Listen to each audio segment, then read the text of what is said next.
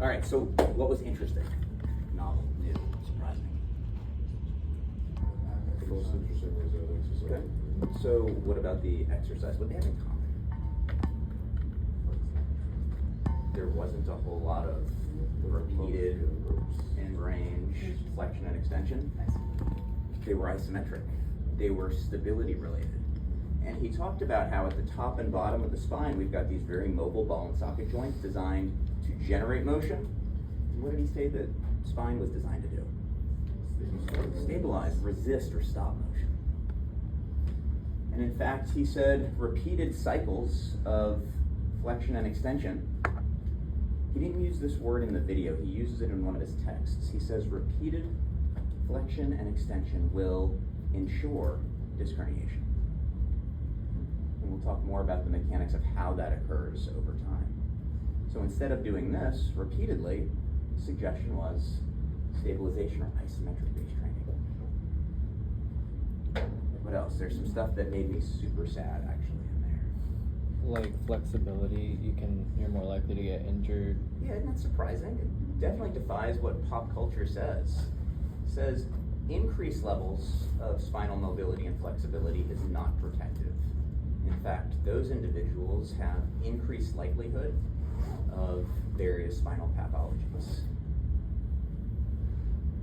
Is that because, it's not because the muscles are weak around it, but... Yeah, let me share a little bit from one of his texts that sort of derails us, but it's consistent with the topic.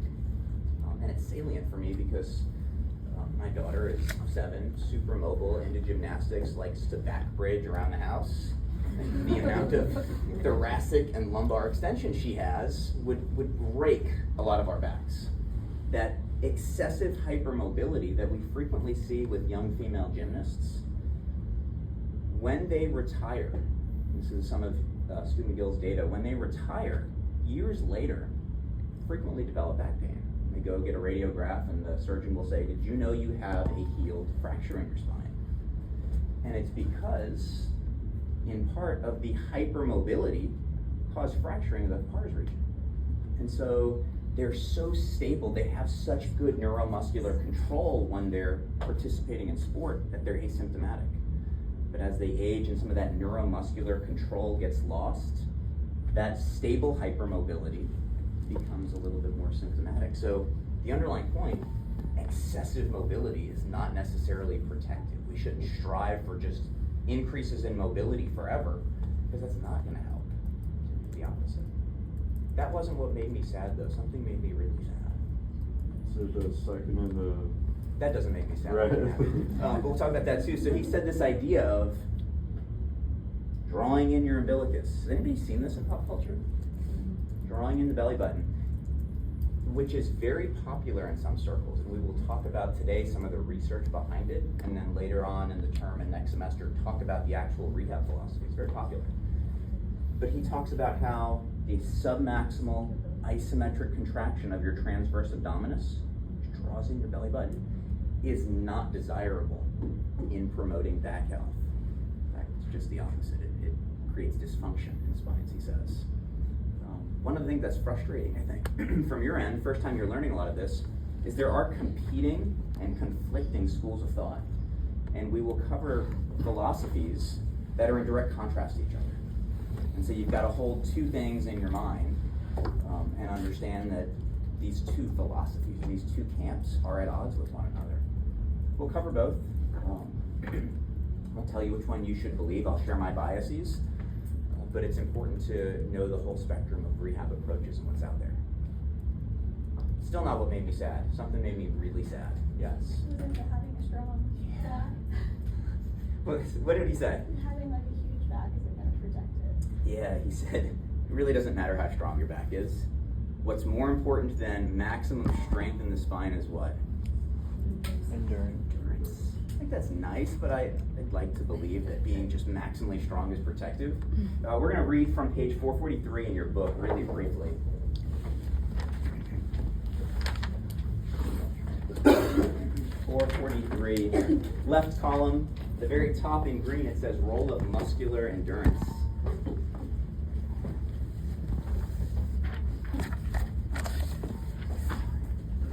We'll do the first couple of sentences and then the last couple of sentences.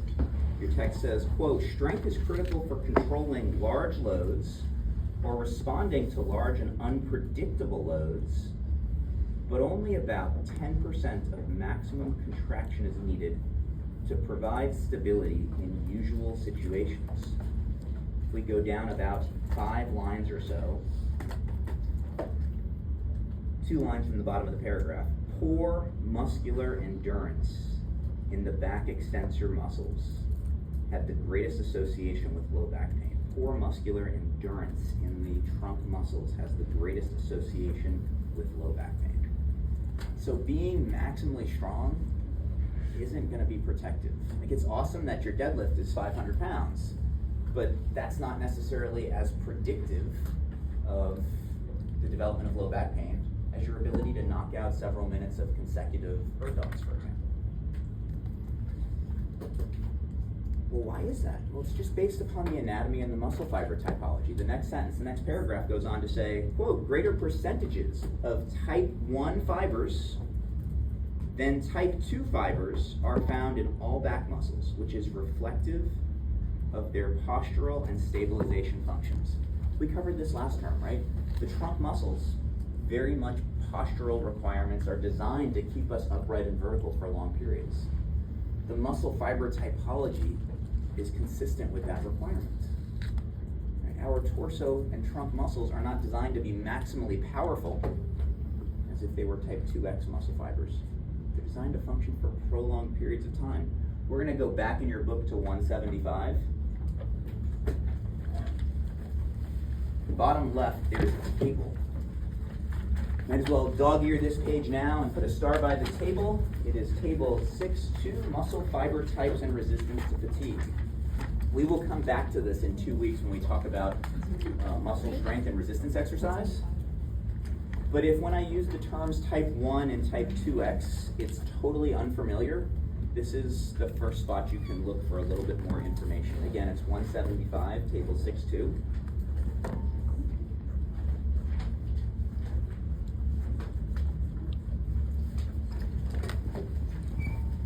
And I just want to look at the first characteristic. There's resistance to fatigue. Type 1 muscle fibers, higher resistance to fatigue. They can function for long periods of time, hence the role of muscular endurance. But if you go on to the far right column, type 2X, low resistance to fatigue. These are not the muscle fibers generally found in the trunk. We're usually able to stand and sit upright for more than a couple of minutes without fatiguing.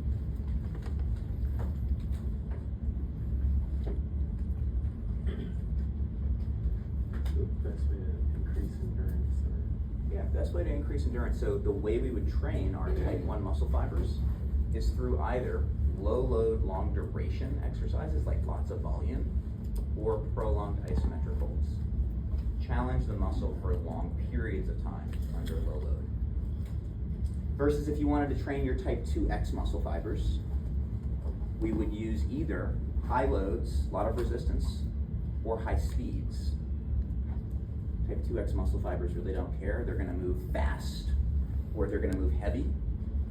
But for most of our just day-to-day activities, we don't need them. We're just going to need our type 1s. What muscles are? Yeah, so I'm going to give you a general guideline. This is not absolutely true, but in general, if we think about beyond the torso, which is generally type 1, our postural muscles, our one joint muscles, think the soleus, think the brachialis. When we move just through life, those are the ones that are going to do the work. Those are generally type 1s. If you're lifting a water bottle, we don't need to move fast, we don't need to move heavy, it'll be your brachialis. We know that, it's the elbow flexor. When we're walking, it's generally the soleus that's involved.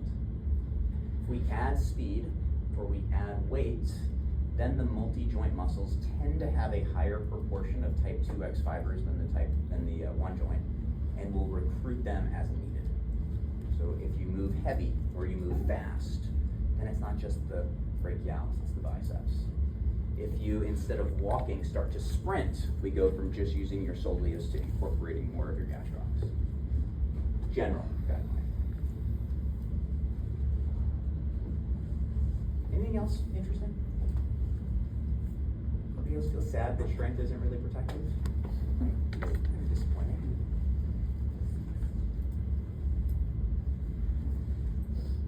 I think we were talking about the military yesterday. I think this is hyperlinked to the military's changing guidelines. I'm not sure. There's a ton of hyperlinked stuff in these. If it's interesting, click it, but if I don't talk about it in class, it's not going to be on the quizzes or the tests. All right. Anatomy is most of today. So we've got 33-ish vertebrae. There is some discrepancy between texts. If you're playing Jeopardy, 33 is the right answer. In the cervical spine, how many vertebrae do we have? 7. Seven. In the thoracic spine, how many do we have? 12. 12, one associated with each set of ribs. In the lumbar spine? 5. And that's pretty standard, right? 7, 12, 5. The popular thing to remember is breakfast, lunch, and dinner. We eat breakfast at 7, lunch at 12, dinner at 5, 7, 12, 5. The sacrum is 5 fused coccygeal vertebrae. I'm sorry, the sacrum is 5 fused sacral vertebrae. And the coccyx has different citations. So if you read your first semester book, it says it has 3. That's a bit of an outlier. Our text this semester says 3 to 4, and most sources say 3 to 5. To come up with this 33 number, we presuppose 4.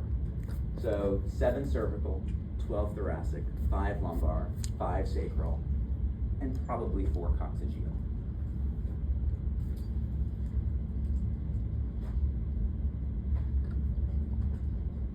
In addition to the 33 vertebrae, we have 23 intervertebral discs. Where is the most superior one located? C1. C2, C3. C2, C3. Remember, our discs are named for both vertebral bodies that they sit between.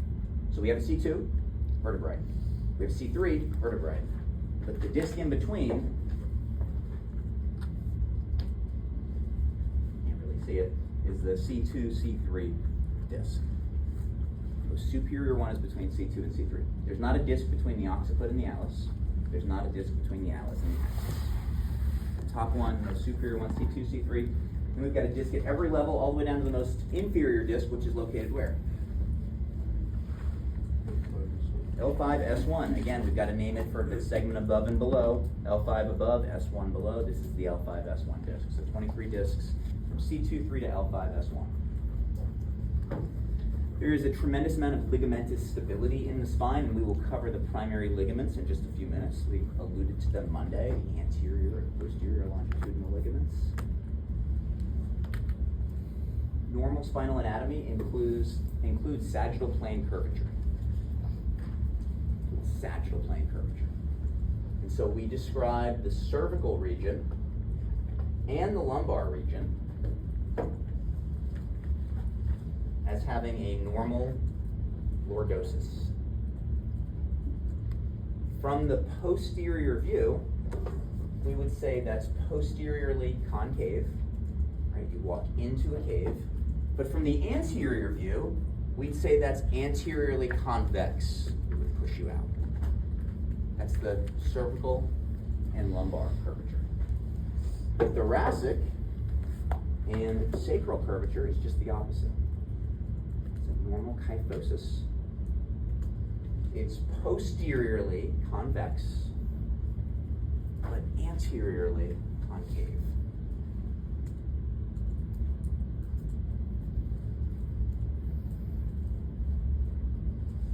Sagittal plane curvature is necessary and protective in the spine. Anybody remember why we need those sagittal plane curves? Yeah, for shock absorption. If we had an axial rod, it would be much more brittle and less resilient to the absorption of compressive forces. Spine has a number of features that makes it very capable of absorbing compression, and the curvature is 10 times more absorptive to compressive shock, compressive force, compressive loading than an axial rod would be. Now, this is the sagittal plane, right? We need those curves. Frontal plane curves are not desirable.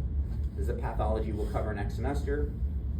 called scoliosis. Frontal plane curvature is not desirable. Sagittal plane curvature, at least an appropriate amount, is.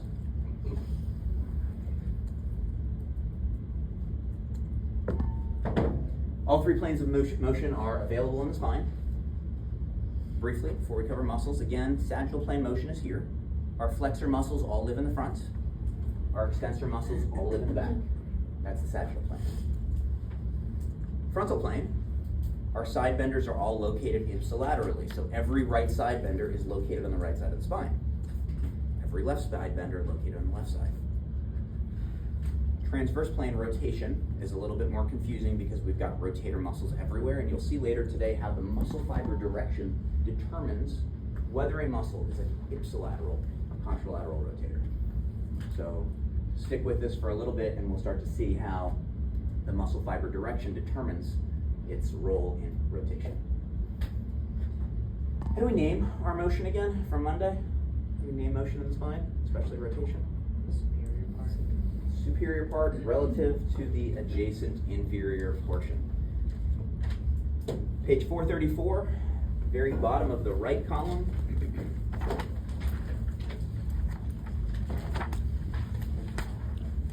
I know nobody enters this course loving flipping back and forth through multiple chapters in the book, but by the end you will learn to love this. We are going to flip through so many chapters all the time. Bottom right of 434, the last four lines says, because the spine can move from top down or bottom up, motion at a functional unit is defined by what is occurring with the anterior portion of the body of the superior vertebrae. In other words, we name movement for what the superior segment does relative to the adjacent inferior segment.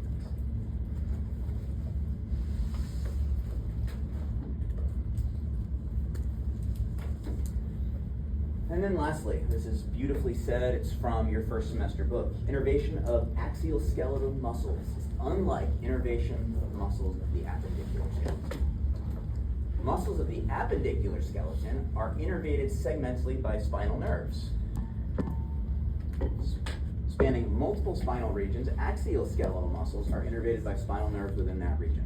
In other words, the muscles of the torso are innervated by multiple nerve roots entering and exiting the spine at that level. So no new plexus. No new plexus.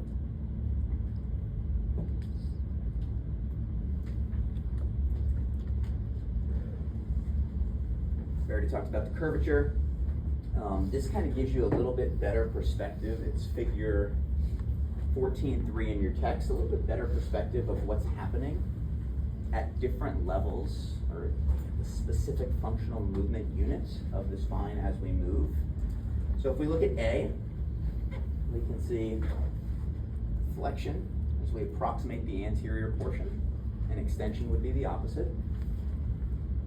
As we look at B, we've got lateral flexion or side bending, side to side. C represents rotation, so sagittal, frontal, and transverse plane motions.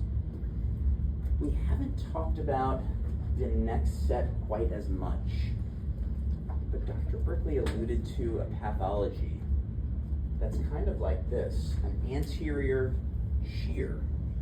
So front to back shearing, where one disc is stationary or one level is stationary and the other moves forward on it.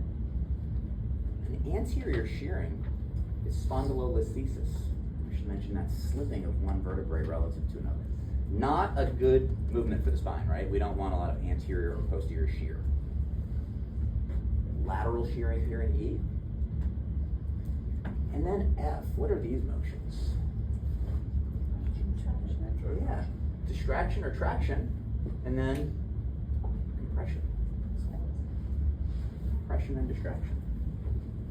And again, those are all described in the figure 14.3, 435.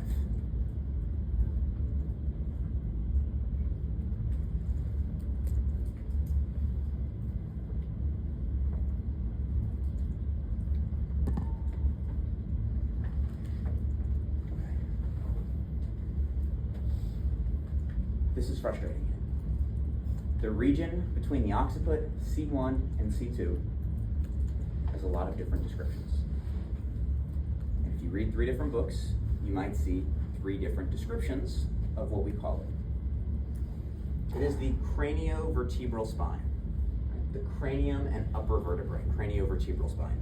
I will use this term most commonly, craniovertebral. But it is also the same as the suboccipital spine, below the occiput. Occiput C1, C2. It is also sometimes described as the capital spine. All 3 regions are referring, all 3 descriptions rather, are referring to this region. Occiput C1, C2. It's the area of the spine that doesn't have any discs. The anatomy is different, the movement's different.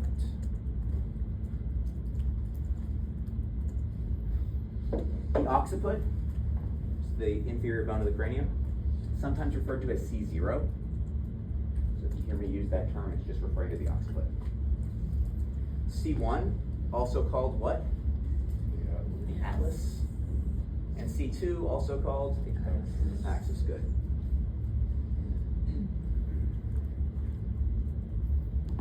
Okay, so again, 3 different names.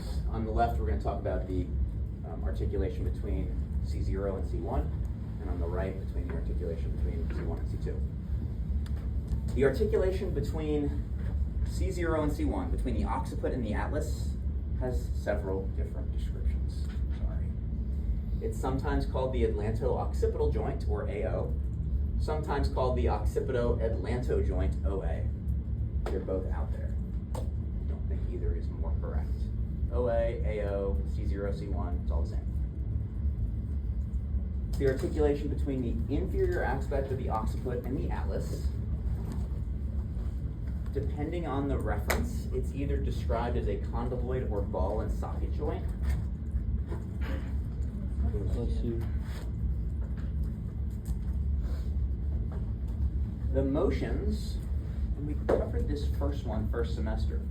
The motion is primarily this little bit of nodding of the head on the top of the neck, primarily sagittal plane. But there's also a little bit of lateral flexion as well, a little bit. So primarily sagittal, also a little bit of frontal plane movement. Movement in 2 planes, I think, makes it better described as a condyloid joint. But again, if you look at a couple of resources, you'll also see it sometimes described as a ball and socket. If we're not in agreement as to what it is, it's not a test question.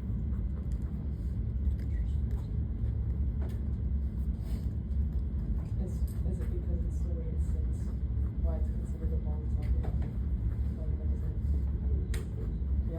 There's a concave and convex partner, but the radiocarpal also has a concave and convex partner. A lot of our joints do, and we'll talk about why and what we're going to do with that. Well, that's just the way that they're built to be. Yeah. They're built to be joints and not to each other. Yeah. You can call anything a ball and socket joint. That's scary. When we have multiple different smart people describing it differently, I stay out of the conversation. It's out there. My opinion is it's condyloid, but my opinion is worthless. So. We've had it for a while. The anatomy hasn't changed that much. Maybe it's because of the motion of the head, like you can move your head like in circles, so it's like. But that motion, that's a great cranial- point. But that's cranial. Where is that coming from? And you can't move your head in circles, but you can rotate your head, You can right? rotate and like. Where does that come from? Cervical. Cervical half that comes from Well, cervical. isn't it The other half the den? comes from here. The other half is from the atlas, pivoting around the odontoid process or dens of the axis. Half the rotation in the neck comes from here. So it's still the craniovertebral spine, but it's not C0, C1, it's C1, C2. This pivot joint allows for transverse plane motion, is 50% of the rotation. So if you stabilize like C3 down, you still have some meaningful cervical rotation, even without recruiting into the rest of your neck. So the atlantoaxial, or AA, is between C1 and C2. It's a pivot, we talked about that, and the primary motion available at C1, C2 is rotation.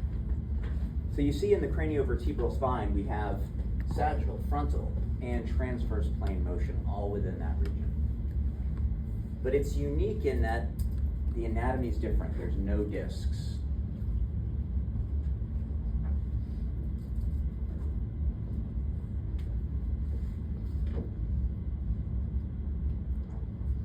gonna add just a couple of positions or postures to what we already know about the neck. So first semester we said craniovertebral joint, flexion, extension, sagittal plane.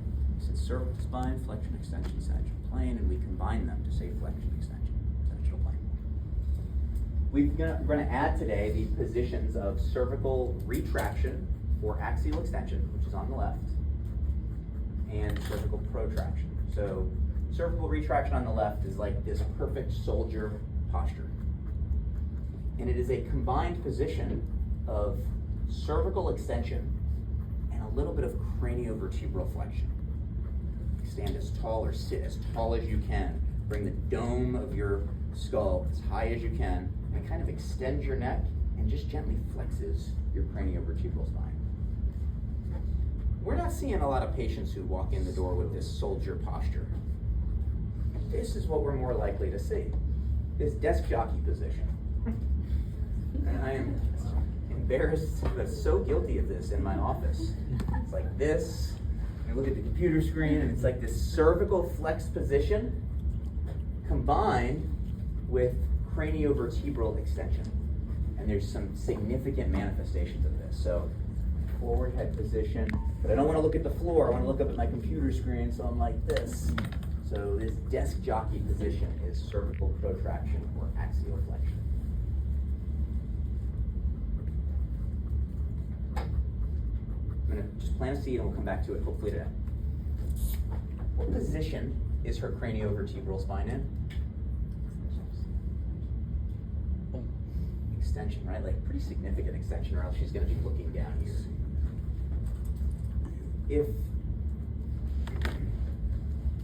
If the muscles that do craniovertebral extension, and we should be able to figure out where they are, right? What muscles would extend the head on the neck? The upper. Yeah, like the very top of the neck, these muscles. If they're always engaged, they're always active, because she sits here for 8 hours a day and she's always contracting them, what might happen to those muscles? They tight. You get tired, tight, irritable, right? General degree of unpleasantness. And if they're always active, they may start to hurt a little bit. There's a nerve that runs right through the biggest of those. So if that nerve is living in a muscle that's always contracting all day, what's going to happen to the nerve? It's gonna hurt. It's gonna get pinched. It's gonna get squeezed. It's gonna get angry. Anybody ever get a tension headache from sitting at a computer screen too long? The sensory distribution of that nerve is where you feel the tension headache, kind of like from the base of your skull out here. And we'll talk about the anatomy of that a little later. But you already have a treatment for it. What's your treatment? Traction would be good. There's something that's even better that you did yesterday. I'm holding it. Suboccipital release. We inhibited these muscles right there. You don't have to write this next part down. By stimulating the Golgi tendon organ, the GTO, which creates autogenic inhibition, relaxes the muscle. We'll do more of that a little later.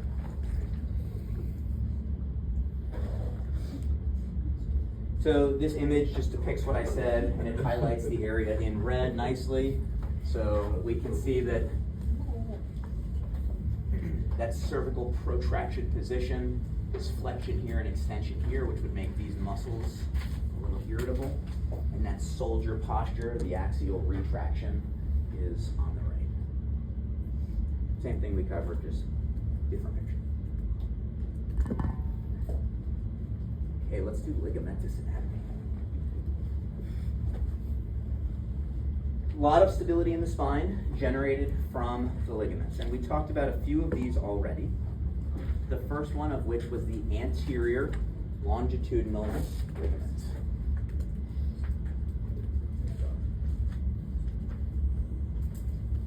It's on the front, anterior, and it's long, longitudinal.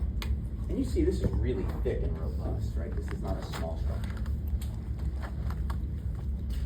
By a function of its location, what trunk motions would it allow for and then limit? What would it resist? Resist extension. Yeah. It would become tight, taut. like the front of my shirt here, it will become tight with extension. So it allows for, but resists excessive trunk extension. Incidentally also, it provides a restraint against the nuclear material, the jelly of the disc, protruding out anteriorly. And it gives us some protection against anterior disc herniation.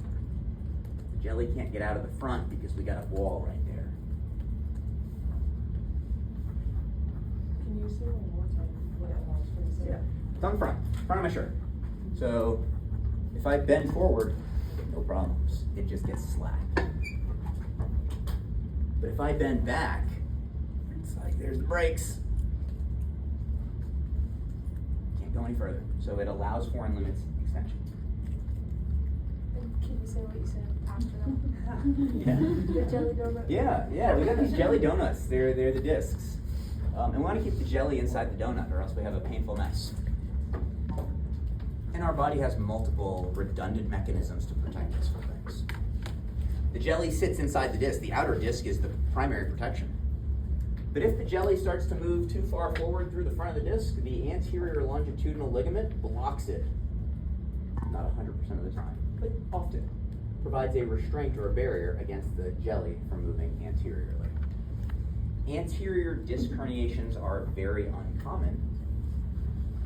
For a number of reasons, this is one of them. So it provides restraint against your disc movements. That's nicely said. You can put it in your own words, but those words work as well. Wait, what'd you say, Haley? I said it provides restraint for anterior disc movement.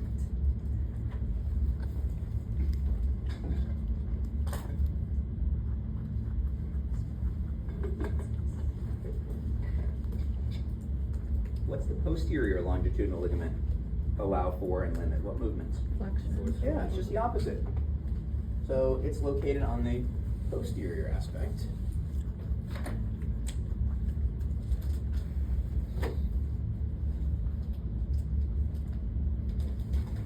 And it restricts excessive flexion. It also provides a restraint against posterior nuclear movement or posterior disc herniation. If the jelly goes straight back, it's going to hit the PLL, the posterior longitudinal ligament. Almost always, these are abbreviated ALL and PLL.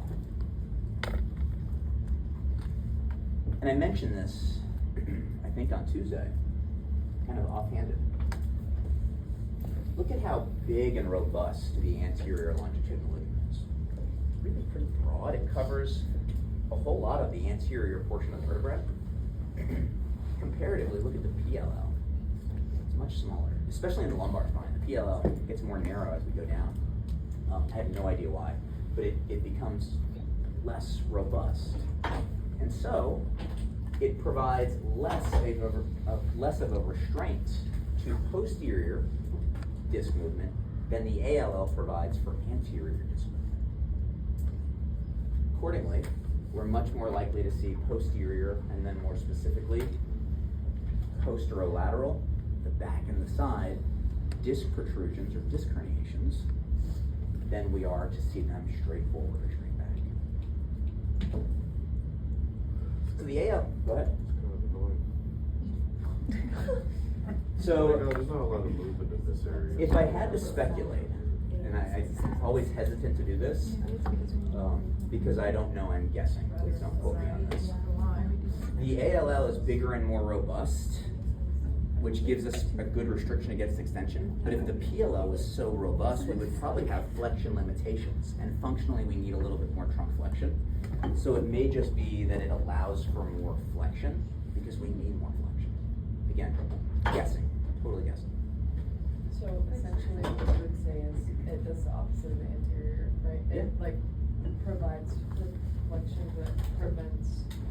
It allows for and limits flexion. So Yeah. it becomes tight and it eventually restricts it. But if we didn't have it, we would have more flexion.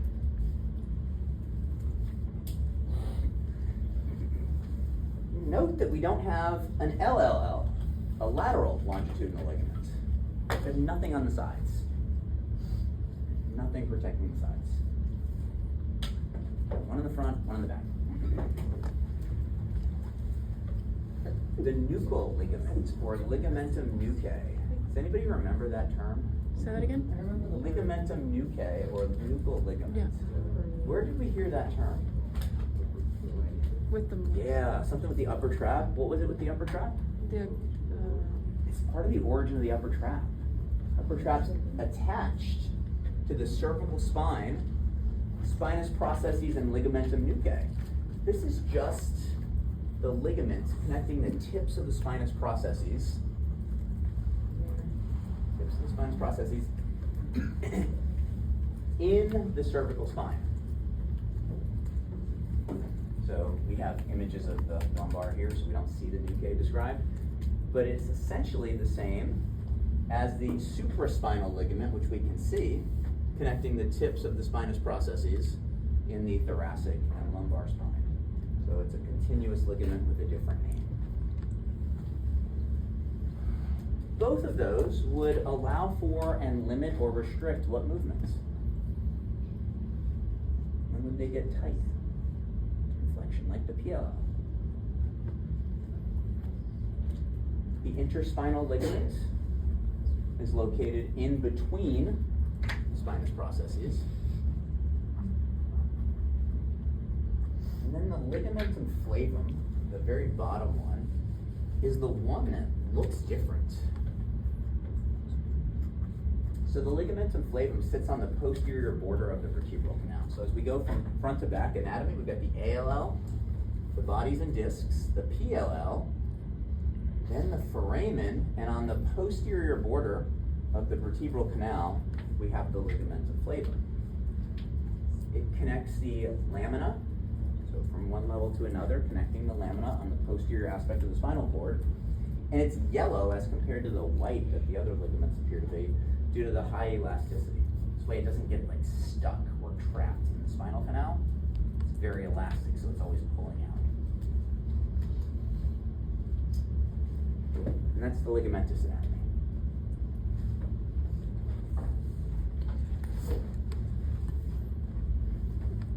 All right, from a rehab perspective, I think this picture can be very helpful. It is figure 14.2 on page 434.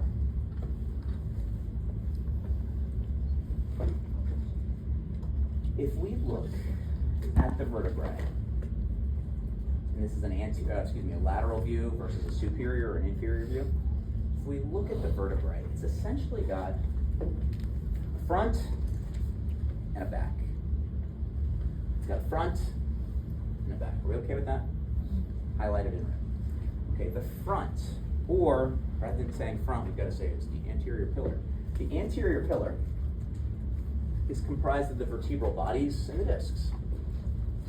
Everything on the front is the weight-bearing and shock-absorbing components of the spinal column.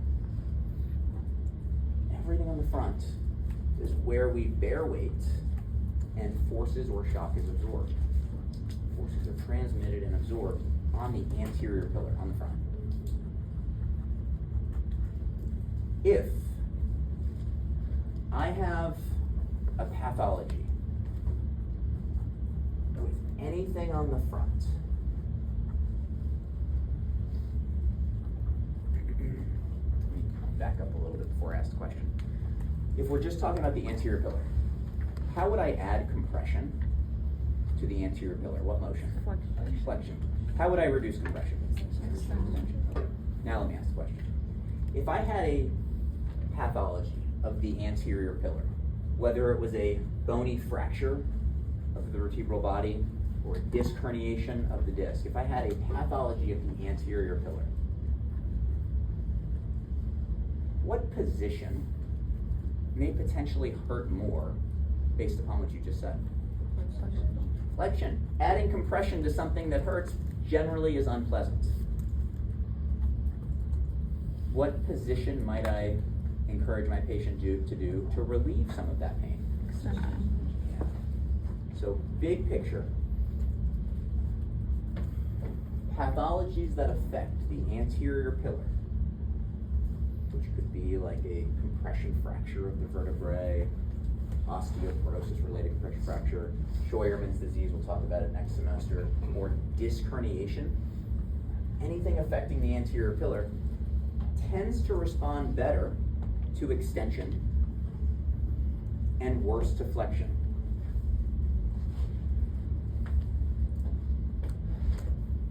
For people with an acute disc herniation, one of the first treatments we go to is having them lay prone and then position themselves on prone on elbows or prone on their hands, increase amounts of extension to reduce the compressive force on the anterior pillar.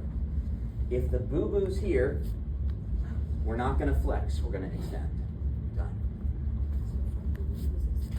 But what if the boo-boo's on the back? Okay, so we also have a backside to it, superior, inferior view. The posterior pillar includes the articular processes, the facets, and instead of being designed for weight bearing, these are gonna provide the gliding mechanisms for movement and provide attachment sites for a lot of the muscles we'll cover second hour. If the boo-boo's on the back, these patients, well, how do we add compression to the back? Extend. And how do we relieve compression? Flex. A lot of arthritic changes can occur in the posterior pillar. Older adults who have arthritic changes in their spine that are on the posterior side tend to want to sleep in a recliner, like we talked about Tuesday, because it puts them in a flex position, and these patients feel better in flexion. So if we know whether the pain's coming from the front or the back, we have a general approach for how we can use movements and position to alleviate symptoms. Anterior pillar pain responds better to extension, and posterior pillar pain responds better to flexion.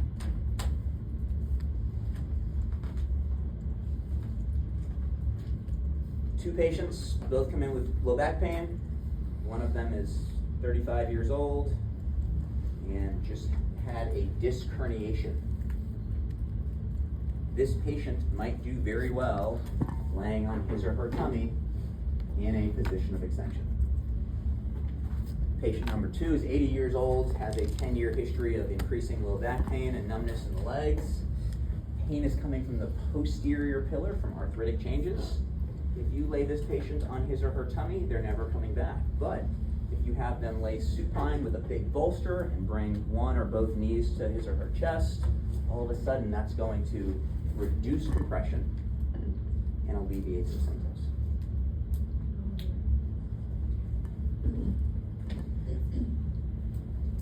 The intervertebral foramen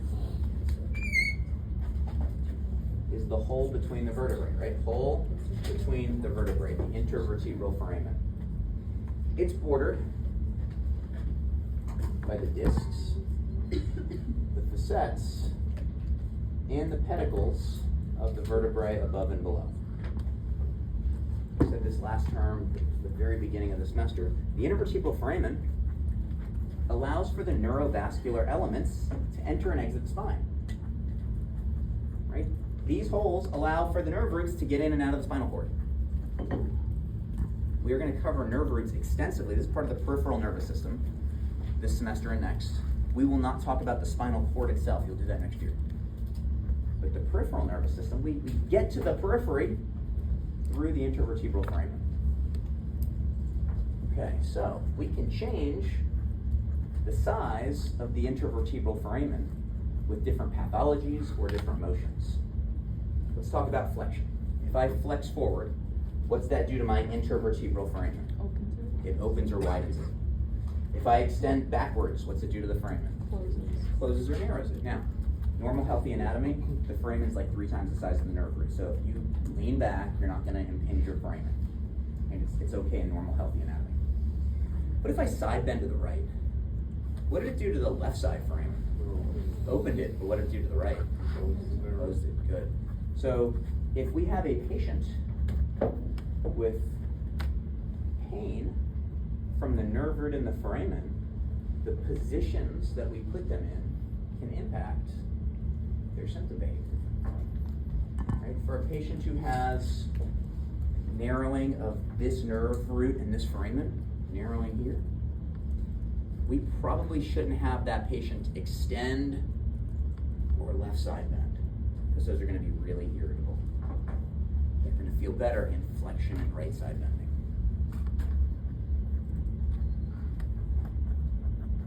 In a minute, we're gonna talk about the disc. And the discs have, in healthy individuals, really good, robust height. They're full of water. But what happens if, for some reason or another, disc height reduces? What's gonna happen to the foramen? Get smaller. It's gonna narrow. So disc height helps maintain the foramen as well. So we need to be aware for our patients with any type of pain coming from the nerve root, that the positions we put them in can change the size of the foramen and can therefore affect symptoms coming from the nerve root. This is not really part of today, but because I mentioned nerve root, I just want to go back to what you're covering with Dr. Berkeley and revisit it. So, if the nerve root is irritable, let's say your patient's really old and stenotic and has a lot of arthritic changes, and this foramen is narrow and it's pinching the nerve root. What types of symptoms, what types of signs might we see in that patient if their nerve root is compromised? Yeah, radicular signs and symptoms, radiculopathy. What were those? At least what are some of them? Tingling or like burning, paresthesias Shooting pain? in a specific dermatome, in a specific area of skin. At least one more.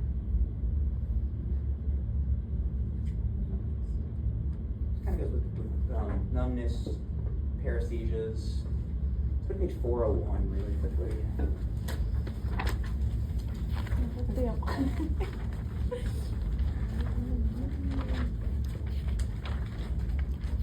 We might see numbness in a specific area of skin, and we might see what else? Asymmetry of strength, myotomes. Dermatomes and myotomes are the two things you're looking at right now in modalities. So if the nerve root's affected, the manifestation in part is impaired sensation in a dermatome. The skin feels a little different on one side versus the other. And impaired strength in a myotome. There was a request to review these, so I'm going to go through the dermatomes and myotomes one more time quickly. We will do it again, over and over this term. But if you're screening your upper extremity, say your patient has some neck pain and said, you know, man, my hand's been tingling a little bit. We want to screen for the upper extremity nerve roots. C4 is that upper trap shawl area.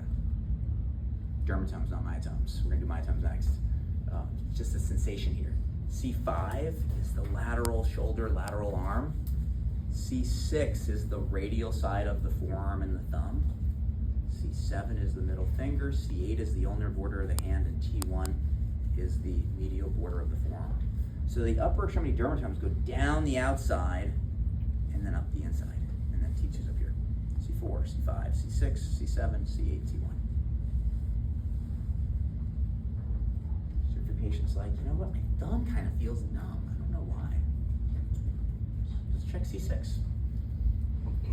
Similarly, in addition to a nerve root, like this would irritate the nerve root, right? A disc that was herniating right into the foramen, pinching the nerve root, that would irritate it. Similarly, you'd have some impaired sensation in a dermatome and potentially weakness in a myotome. In the upper extremity, the myotomes are that 4-point play in basketball. C4, C5, C6, C7. We make it C8. That's a 4-point play, T1. You gotta move your fingers to get your neuroscopy. That's the upper extremity, yes ma'am. So you use your myotomes to test your dermatomes? No. Well, I know If that- the nerve root's mad at you, Okay. because something's pinching it, like this, that's an angry nerve root. What you'll see is that your patient will have numbness in some places and weakness in some places. Parenthetically, They'll also probably have pain, impaired reflexes, and neural tension, all of which we'll cover. So we're talking about 2 of the 5 things. There's more to come. But these are the 2 key ones. So they'll be numb somewhere, and they'll probably be weak somewhere. And if we can figure out where they're numb and where they're weak, that should be consistent with what nerve root's irritated. In the lower extremity, it's the same concept. We'll come to that model in a second. If the foramen is narrowed and the nerve root is being irritated, we'll have numbness in a predictable area. L2, the pocket region. L3, the medial knee. L4, the medial calf. L5, the lateral calf. And S1, the lateral border and sole of the foot. Those areas will have changes in sensation, potentially numbness. Or your patient might say, you didn't realize it, but that doesn't feel quite the same. Especially if you rub their lateral calf. I didn't notice, but that feels a little bit different. The myotomes in the lower, the areas of strength that would be impaired, go down the front and up the back for the most part. L2, hip flexion. 3, L4, dorsiflexion. L5, big toe extension. S1 is plantar flexion. S2 is knee flexion, and then S1 again is hip extension. So it's not perfect, but it's works in general. Yes, ma'am. Okay, I kind of have a dumb question. It's okay, you're not alone. Can you clearly explain the difference between a dermatome and a myotome? Yeah, thank you for asking. Because is the dermatome just the area, and then the myotome is So both dermatomes and myotomes are what we'll see affected when a nerve root is angry. The dermatome is sensory. It's an area of skin. It's that's not quite right. Oh, that makes sense. Sensation. Derm says Yeah. skin. Myomuscle is an area or a motor pattern has impaired strength. Myotome, muscle strength. So dermatome is kind of the sensory on the outside, Yes. and the Myotome is the strength, the motor. And so we will potentially see both of those things affected. So we've got an L3 nerve root here that's potentially angry with us. L3 nerve root, because the foramen is being impacted. Right, we've got the intervertebral foramen that's impacted by the disc herniation, reduction in disc height. Where might your patient say, I'm feeling a little numb here? Internal, maybe. Medial knee, maybe. And then what area of strength might be impaired? Hip flexion. Knee extension. That's how we line those up together. Lots more to come. But if you're doing traction, say you're doing cervical traction, and I can remember the first time I had this experience and it was very salient. If you're doing cervical traction, I think the patient had a C8 nerve root irritation. When you get your patient set up, say, I want you to just touch that area that feels numb and make a mental blueprint of what it feels like. Get your traction turned on, set up, going, maybe it's static for 8 minutes. And in the middle and at the end, say, okay, I want you to touch that same area. How's it feel? Better or worse? No difference. And it can be surprising how quickly, in particular sensation, will normalize during traction because we've widened the foramen and taken some of that pressure off of the nerve root. So it's a nice outcome measure to demonstrate the effectiveness of the treatment. Is heat used a lot to... It's used, but it's not corrective. Like it feels nice, and if they're having neck pain, it's great, but it won't change the distal symptoms. Problem. All right, go take a break. See you back in 10. And we did the jelly donut analogy already. So kind of picture this as a jelly donut for the sake of a lot of what we're going to discuss over the next few minutes. The intervertebral discs articulate with the bodies of the adjacent vertebrae. Again, it's why we name them for both vertebral segments that they attach to. So we've got 23, the most superior is at C23, the most inferior at L5, S1. And again, they're named for both of their attaching adjacent vertebral bodies. The discs, big picture before we break up into the outside and the inside, are responsible for shock absorption a little bit. The vertebral bodies, incidentally, are better equipped for shock absorption, but this is frequently described as a function of the discs as well. Transmission of forces, this is key. The center jelly, the nucleus of the donut, allows for transmission of forces. Allows us to transmit forces up and down the spinal column. And then lastly, allowing for mobility, right? Even though we learn to teach some of our patients to log roll, we still can segmentally move at each and every level. So one of the functions of the discs is to provide for those cartilaginous joints, each one of which very stable, but provides for a certain degree of mobility. Overall, the discs account for about 25% of the height of the vertebral column. They're a little smaller in the cervical, a little bigger in the lumbar, but over the entirety of the spinal column, it's about 1/4 of the height. And they're comprised of two different portions. The inner nucleus pulposus, this is the jelly, and the outer annulus fibrosus, this is the outside of the donut itself. You can see the inner nucleus and the outer annulus, and we'll talk about each of those segments differently. So we'll start with the outside, the annulus fibrosus. There is a wide variety of numbers given here. By some accounts, it is 6 to 10 rings, other accounts 12 to 20. But if you look at every source and put them together, there are a lot of rings. There's between 6 and 20 concentrically arranged fibrocartilaginous rings, kind of like ligamentous structure. They are type 1 collagen, which resists tension. And these rings are oriented at like 90 degrees relative to one another.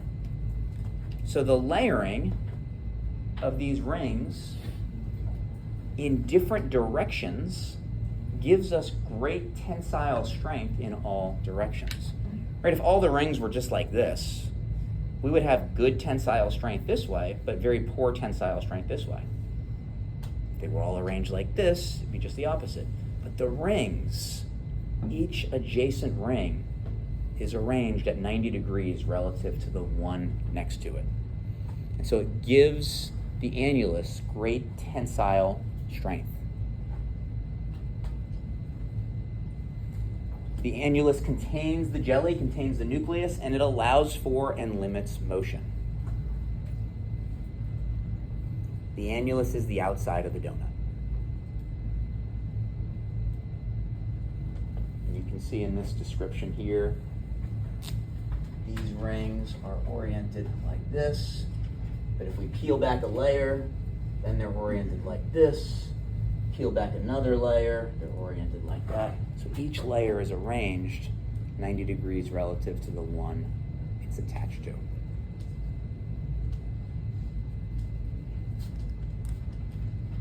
The inner part, the jelly, the nucleus pulposus,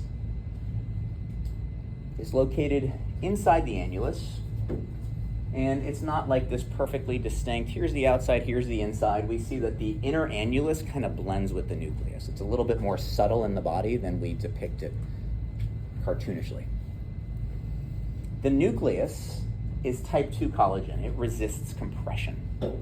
This is what allows us to transmit huge forces up and down the spinal column.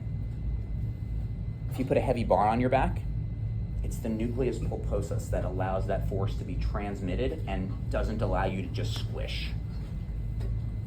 Nucleus is type 2 collagen, built to withstand compression.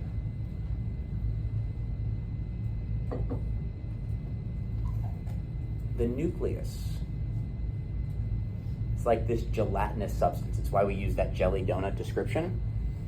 And it's full of water. Remember from Tuesday, Dr. Brickley was showing you those MRIs, and the healthy disc was full of water, and the dehydrated disc, or the unhealthy disc, was kind of void of water? A healthy nucleus is full of a structure called proteoglycans. Proteoglycans are, it's usually described as highly aggregating. In other words, they all live in the nucleus, and it's very densely populated in young, healthy individuals.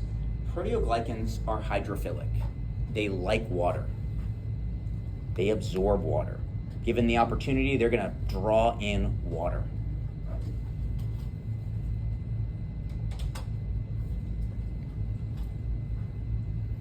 This is why on MRI, a healthy disc had that bright appearance full of water.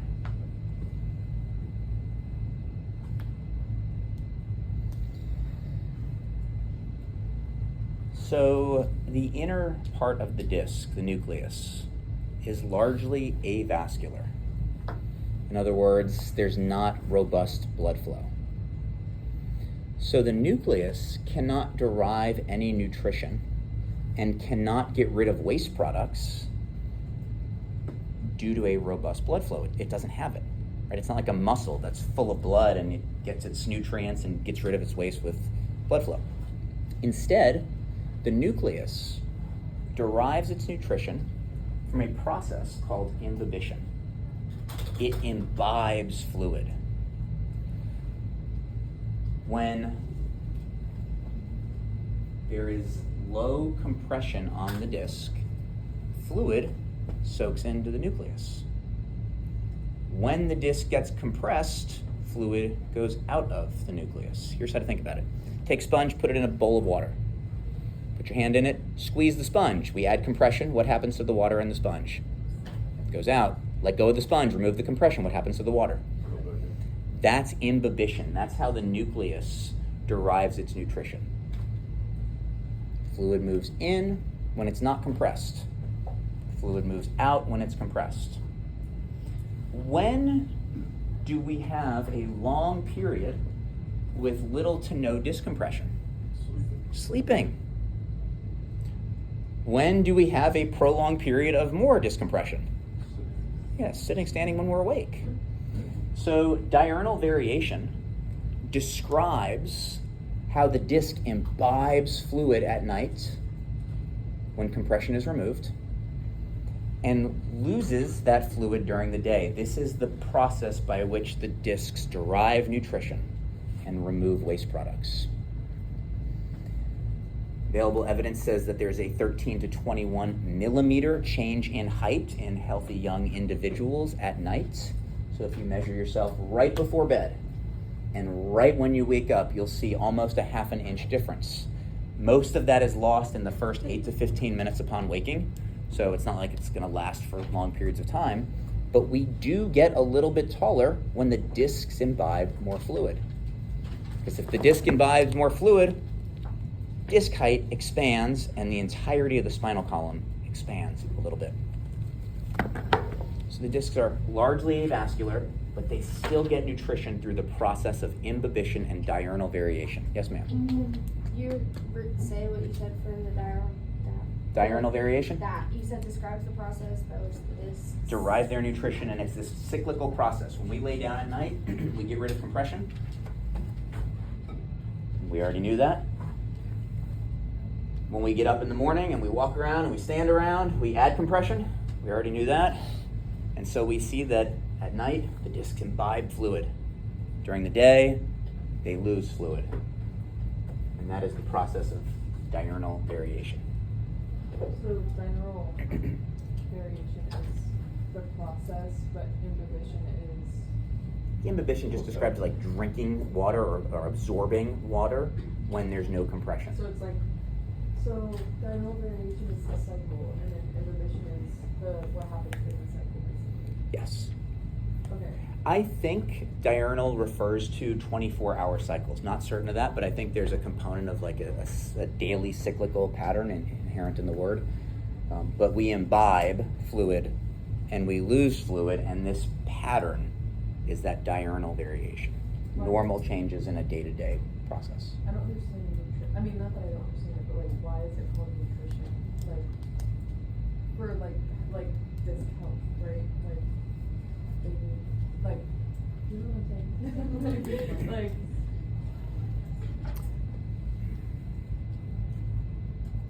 any metabolically active tissue, which is the vast majority of our bodies, would produce some waste product.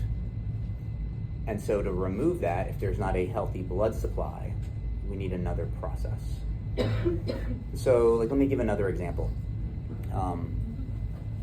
Superficial cartilage, articular cartilage on the joints. Here's a bony partner. Here's a bony partner. Periosteum covers, most of the bone, but right at the bony end, it's not bone-on-bone contact, rather it's articular or hyaline cartilage that contacts adjacent surfaces, which makes low friction movement possible.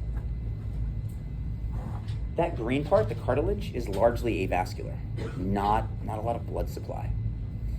And so, cartilage is not metabolically inactive.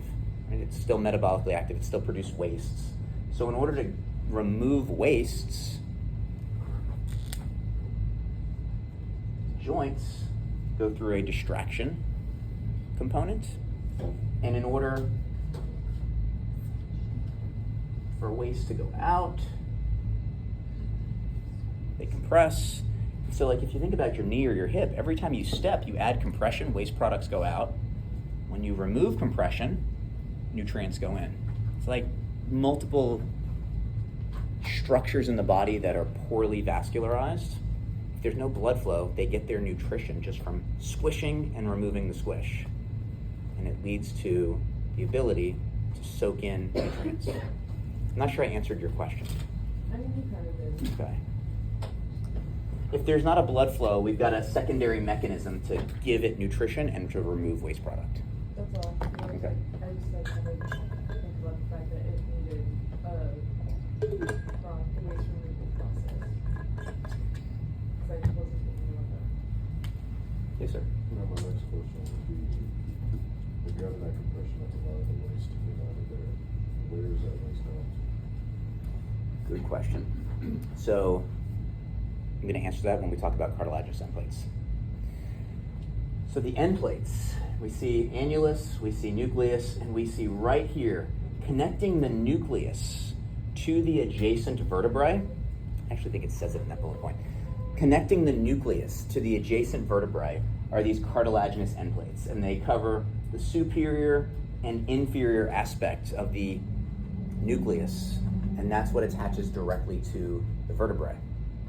Nutrition, to your point, diffuses from the vertebral body, which vertebral body is a bone, has a good blood supply. That's why bones heal so well. If you're going to break something, break a bone, it's going to heal. Good blood flow, good blood supply. The nutrition is derived from the adjacent vertebral bodies through the cartilaginous end plate into the nucleus. So how does it get its nutrition? From the marrow in when we're asleep. Is that what you're asking? Yes, ma'am. Can you take things like collagen and stuff to help that process? Can I offer a really funny answer to that? And I'm not trying to be a smart aleck. If you have dementia, proverbial, you have dementia, would we rationally say, I've got a good treatment for you. Your brain tissue is deteriorating. I want you to eat this brain supplement, and it's just ground up brains. Doesn't really make sense. You've got some damage to your heart from a previous heart attack. I want you to eat more heart. Heart's really good, by the way, if you've never had it. But I don't think it's gonna, like, consuming that heart is not gonna directly go to my heart and repair pre-existing damage. So the idea of collagen supplements, like, it sounds good because collagen quality declines with age. It's like, let me consume this collagen protein, which is just incomplete and inferior compared to other proteins you can consume. And once you consume it anyway, it's not like it goes straight toward repair of skin. It's going to be broken down and used in its component amino acids for whatever your body needs. So it sells well, but it would be better if you're going to take a supplement to take a higher quality protein that's complete than to buy something under the idea that you're going to consume it and it's going to go directly to that peripheral tissue. We can't consume brain and grow more brain, nor can we consume collagen and think it's going to fix our skin. So not a well-marketed product, but probably not as scientifically sound as a higher quality protein. But technically, you're saying it It'll still still goes somewhere. go somewhere, yeah. So eat enough, like. If you eat enough of it, it heals everything there, and then it can go to the skin. Why not take a more complete protein that had a more diverse array of amino acids that we can't synthesize ourselves, though? Like, just take a high quality whey protein. We don't need anything else. My dad in the morning when he makes his That's what I'm always shakes, saying. he has like the whey protein, collagen, he adds this other stuff. It's like a whole So smorgasbord. I'm not trying to burst anybody's bubble. I'm really not, and I'm way out of my wheelhouse, and so, like, you can ignore me. Maybe you should. Years ago, I used to pretty consistently consume some type of post-workout protein supplement. And it was either 2008 or 2010, I don't remember, but Consumer Reports did a piece, and they looked at a number of different big manufacturer supplements, and they did their own study of what was in it.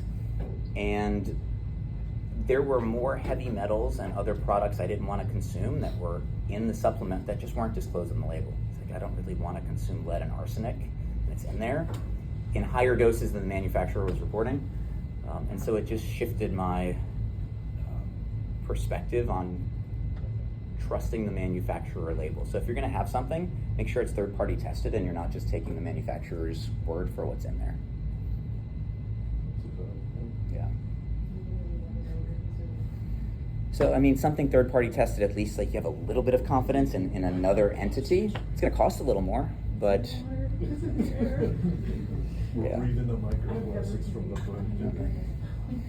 probably it's an uplifting class. You're probably microplastics in your little metal water bottle. Probably. I filled it from the filter here. The other one that used to have little plastic one, they were definitely. For sure. But that one, the lid finally died. It's like My bottle not getting fried internally right I now. only do that if this is empty. That's exactly what. It doesn't taste, the water doesn't taste bad to you. From here, Yeah. Oh, yeah. I just can't be bothered to do anything else. It's water is water. Yeah. Which I'm sure is still, like, there's something in it, right? Could she goofy water? No, it's like goopy water. Like, it tastes bad. I don't know if it's like, I don't know. It just don't taste good. We got to get on task. This brain conversation derailed us. No more questions. Wait, I do have a question. Yeah. What happens Okay. with Dr. Maggie? We're going to talk about that on Thursday. Okay. Cavitation of air bubbles is like the sneak preview. Nothing bad. Air bubbles. That's what I In the was synovial thinking, fluid. but I didn't want to hear all the conversation. Yeah, little bubble pops. Nothing magical. And probably nothing harmful most of the I time. feel magical. Crack your neck nice and one time. Psychological benefits of the pop.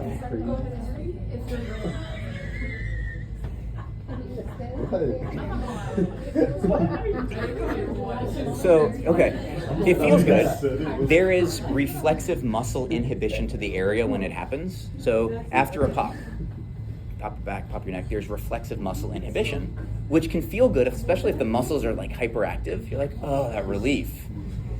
It's measurable. If you pop your knuckles, but you test grip strength before and after, there's a transient period where your grip is weaker because you've got reflexive muscle inhibition to the area. It's fine a couple minutes later. But the popping of the air bubbles, why you can't like repop the same joint over and over, it needs to reset. Come back next week. We'll talk about joint mobilization. We won't talk about chiropractics. We'll talk about mobilization and physical therapy. I'm talking about that pseudoscience. A friend of mine worked in a clinic, and it was multidisciplinary. He was the PT, and there was a chiropractor in there as well. And my friend used to joke that a lot of the techniques that he did and the chiropractor colleague did were the same techniques, they just described them differently. So we'll talk about that a little bit next week.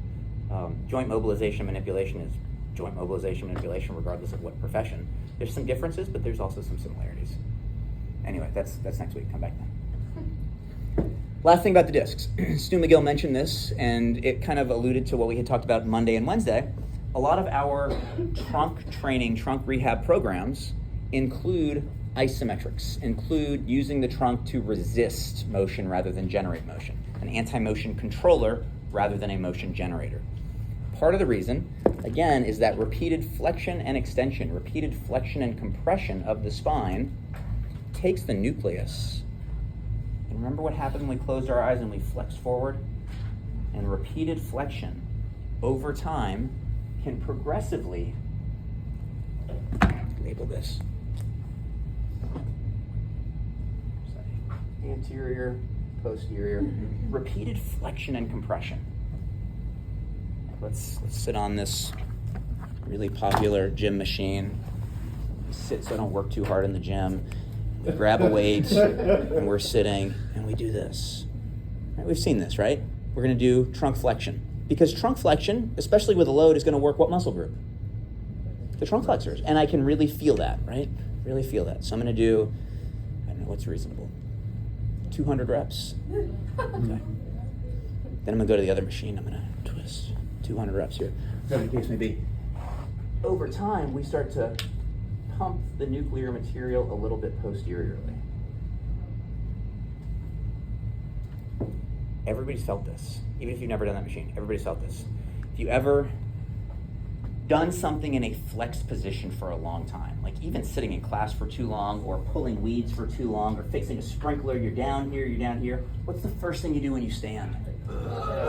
And then we lean back. We try to take all this nuclear material that's moved posteriorly, and we try to drag it back forward. So we've all felt that. The challenge is, over time, this nuclear material, especially with repeated flexion and compression, can migrate a little bit posteriorly. The layers, and this is probably better depicted on the next one.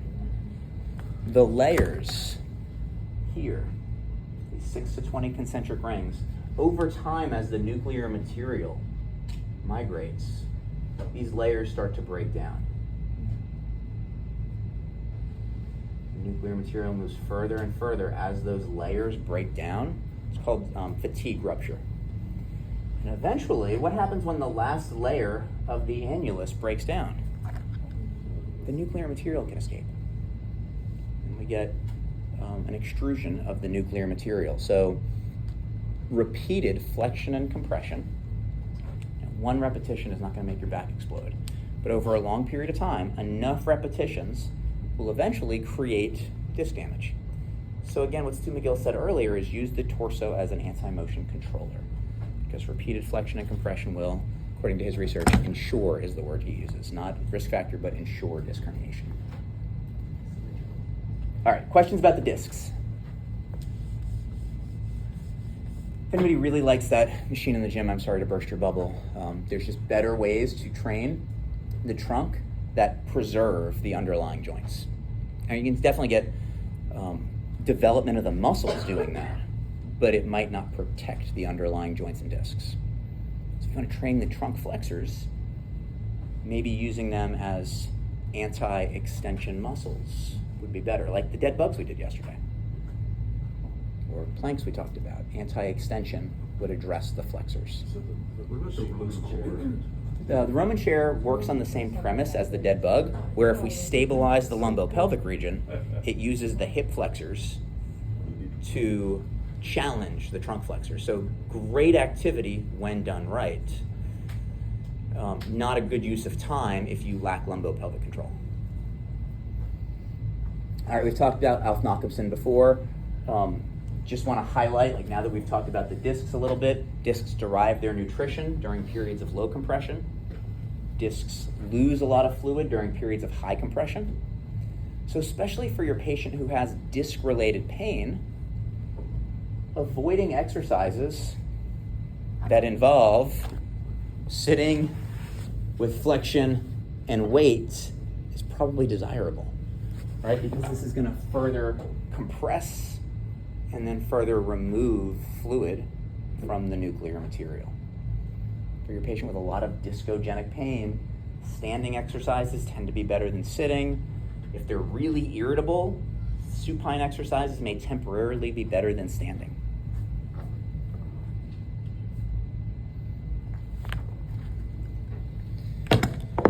All right, so we're about to talk about muscles. in advance of that, just a couple of things that I think help to bring some of this together. Number one, training the core effectively means using it differently than the limb muscles. Use the torso muscles as anti-motion controllers, rarely motion generators. These are motion generators. Muscles of the torso are fundamentally different from those of the limbs from a motor control perspective. Limb muscles create motion. Torso muscles more often stop or control motion. Choose exercises that spare the underlying joints and discs, while, I love this, super training the neuromuscular elements. Right? We're not trying to ignore the muscular elements, just train them in a way, or super train them in a way, that considers that our patient is more than just a muscle. Our patient has bones, discs, joints that can be negatively impacted by exercise prescription. Really nice, Stu McGill on NPR. And then this, in full transparency, Chris Powers, he's the guy who's like, you've been lied to. The hip bone is the knee bone. Anyway, in that same educational moment, he said, what's good for a muscle isn't always good for a joint. And he was talking about the knee at the time, but it pertains to everything, right? It's good for a muscle isn't always good for a joint. Professionally, it's incumbent on us to make sure that what we prescribe for muscles considers the underlying joints, the underlying discs, the underlying structures, and not just the muscles. But the muscles are important, so we're going to talk about those next. Muscular anatomy of the lumbar spine. You'll probably need your flashcards to add to them over the next few moments.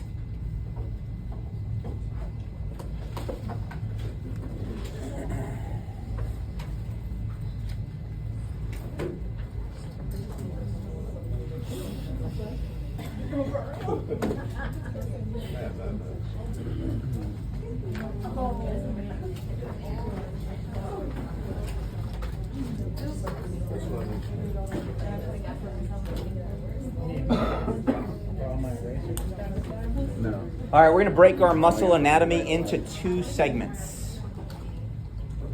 And there is not universal agreement on where these two segments are differentiated. So I'm going to offer a couple of proposed operational definitions. So we're going to have two groups. Number one was first described in 1989 as the global muscles. And then number two, first described in that same paper as the local muscles. Global versus local. The global muscles are generally the superficial muscles that we can more easily see.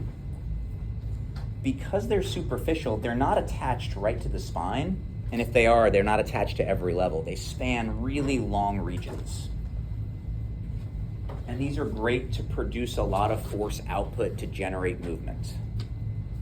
They're big. They have these broad attachments, like xiphoid to pubis, or cervical spine to sacrum. They've got really long, broad attachments. Good for moving, good for force production. Those are the global muscles. Again, we can usually see those. Then we've got the local, or the deep, or the segmental, or the stabilizing, or the core muscles. These are the muscles that are attached generally directly to adjacent spinal levels. So these are the muscles that are going to go from like the L1 spinous process to the L2 spinous process. They'll go from the L2 transverse process to the T12 spinous process. They're much smaller. And instead of attaching the top and the bottom of the whole column, they attach each specific segment. So if you think of a bridge, like the big ropes on the side of the bridge if you're walking across a valley, the big ropes on the side, those are the global muscles. But the little ropes attaching each one of the wooden steps, those are the local muscles. Right? They have different functions. The local muscles stabilize each specific segment on one another. The global muscles stabilize the entirety of the column. The global muscles are the rectus abdominis. Again, we can generally see these superficially. The external obliques, maybe the internal obliques, depending on the definition, the erector spinae or the back muscles, and maybe the iliopsoas. The deep intersegmental stabilizing or core muscles are the transverse abdominis, the deepest of the abdominals, the multifidus, the quadratus lumborum, the rotatories and the intertransversarii, the diaphragm, pelvic floor. Essentially, the core muscles are everything that's providing the walls, the ceiling, and the floor of this region. This region right here. Now there's different definitions. Some people will describe the core as everything from the shoulders to the knees. Other people don't break down one versus the other. Some people will say that anything that attaches to the thoracolumbar fascia is a core muscle because that inherently attaches to every lumbar vertebrae. So there are different definitions. But as a general guideline, this will be our breakdown for this course. The global and the local. All right, so the rectus abdominis is the first one that we're going to talk about, and we covered it yesterday. I simplified it a little bit. It goes from pubis to xiphoid, and then a little bit of the costal cartilage here of the adjacent ribs 5 through 7.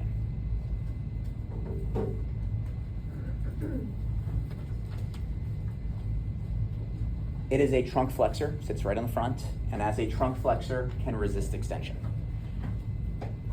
As a trunk flexor, we should probably train it by resisting extension. And just as a note for this, I want you to feel confident explaining how we're able to train this trunk flexor, as well as the others we'll cover in a moment, by moving the hips.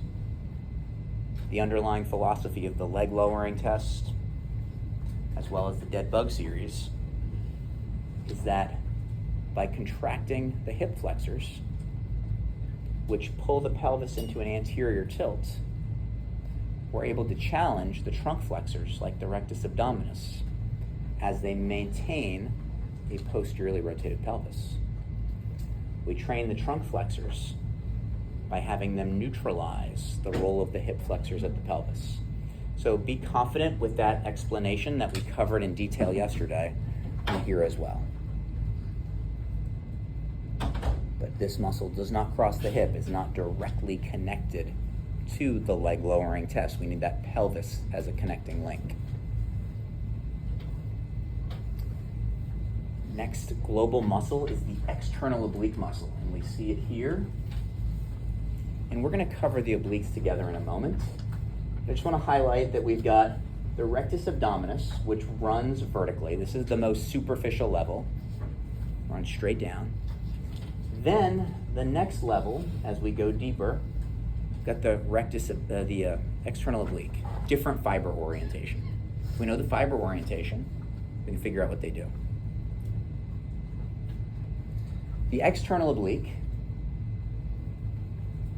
originates on the lower 8 ribs. It goes down to the iliac crest, the pubic tubercle, and linea alba, so that vertical line down the middle.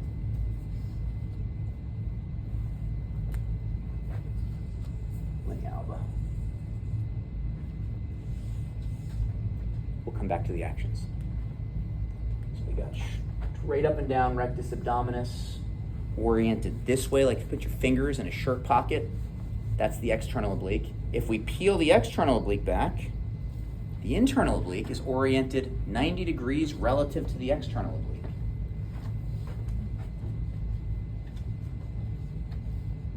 Internal oblique there, whereas the external oblique would be oriented like this.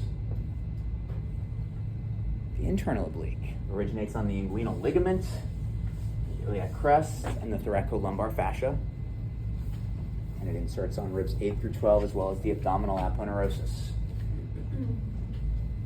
So far we've got the most superficial rectus abdominis running vertically, the external oblique sitting right here, and then the internal oblique sitting right under the external, but oriented 90 degrees relative to it. Okay, I know I've skipped actions.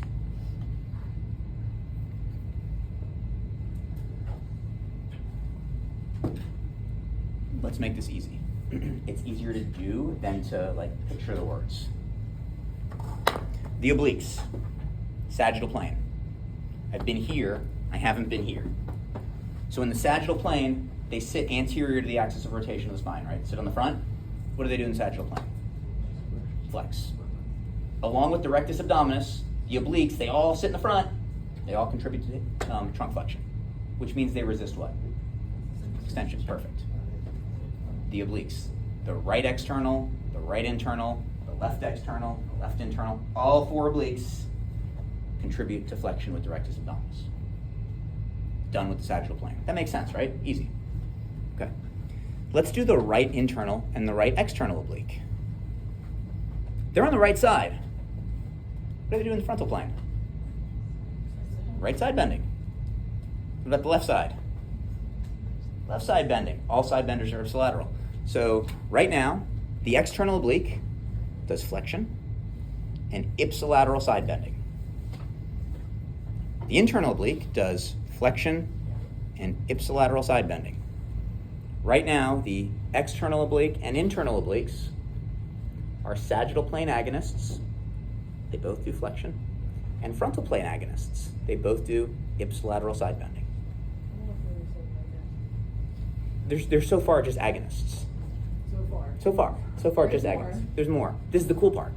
But all that's intuitive, right? That makes sense. We know that they're here. And so if they're here, they have to do flexion, they're in the front, and ipsilateral side bending. Does everybody see that? Does anybody not see that? Okay. Sagittal plane agonists, frontal plane agonists, but they're transverse plane antagonists. There was the qualifier. And so I want you to think about this picture here. This picture, we see the right external obliques. Don't look at this side, just look at this side. The fiber orientation is like this. Here's the fiber orientation. They go from like here to here. In the transverse plane, if this muscle contracts and I bring these 2 points of attachment closer together, I contract my right external oblique. What happens? Let me do it from behind. Ready? Can you do it in the, keep going, right there. Okay, I'll do it from front. I'm contracting my right external oblique in the transverse plane. Now I'm going to do it from behind. My right external oblique rotates me how? To the left. So my external oblique is a contralateral rotator. Do that again. Here are the attachment sites, big picture. And if you just look at one of the pictures I put up last semester, you have somebody who's really lean, you can see their external obliques. Here's where they go. They go like this. If we bring these 2 points of attachment closer together, the right external oblique will rotate my trunk to the left. And by the way, it's left rotation whether I move from the top down or I move from the bottom up, right? Either way, it's left rotation. So the external oblique is a contralateral rotator. The external oblique is a contralateral rotator. Yes, ma'am? Correct. The right external rotates me left, which means the left external oblique does what? Right rotation. Done. So the external oblique is a flexor, an ipsilateral side bender, and a contralateral rotator. The external oblique is a flexor, an ipsilateral side bender, and a contralateral rotator. Can you explain one more time the differences between internal and external and transverse? Like external. I haven't done yet. Oh. Give me another minute. I'm getting there. I was like, Oh, I'm getting there. Unclear. It's okay. Unclear. Let's do the internal next. Okay. Okay, so rectus abdominis was like this. External's like this. If we peel back external, here's internal. It sits at 90-degree orientation. So if you're looking at it, there's the internal. Okay, so points of attachments of the internal. If my right internal oblique contracts in the transverse plane, what direction? My right internal oblique contracts. I'll do it from behind. Right side's contracting. Boom. It rotates me right. The internal oblique is an ipsilateral rotator.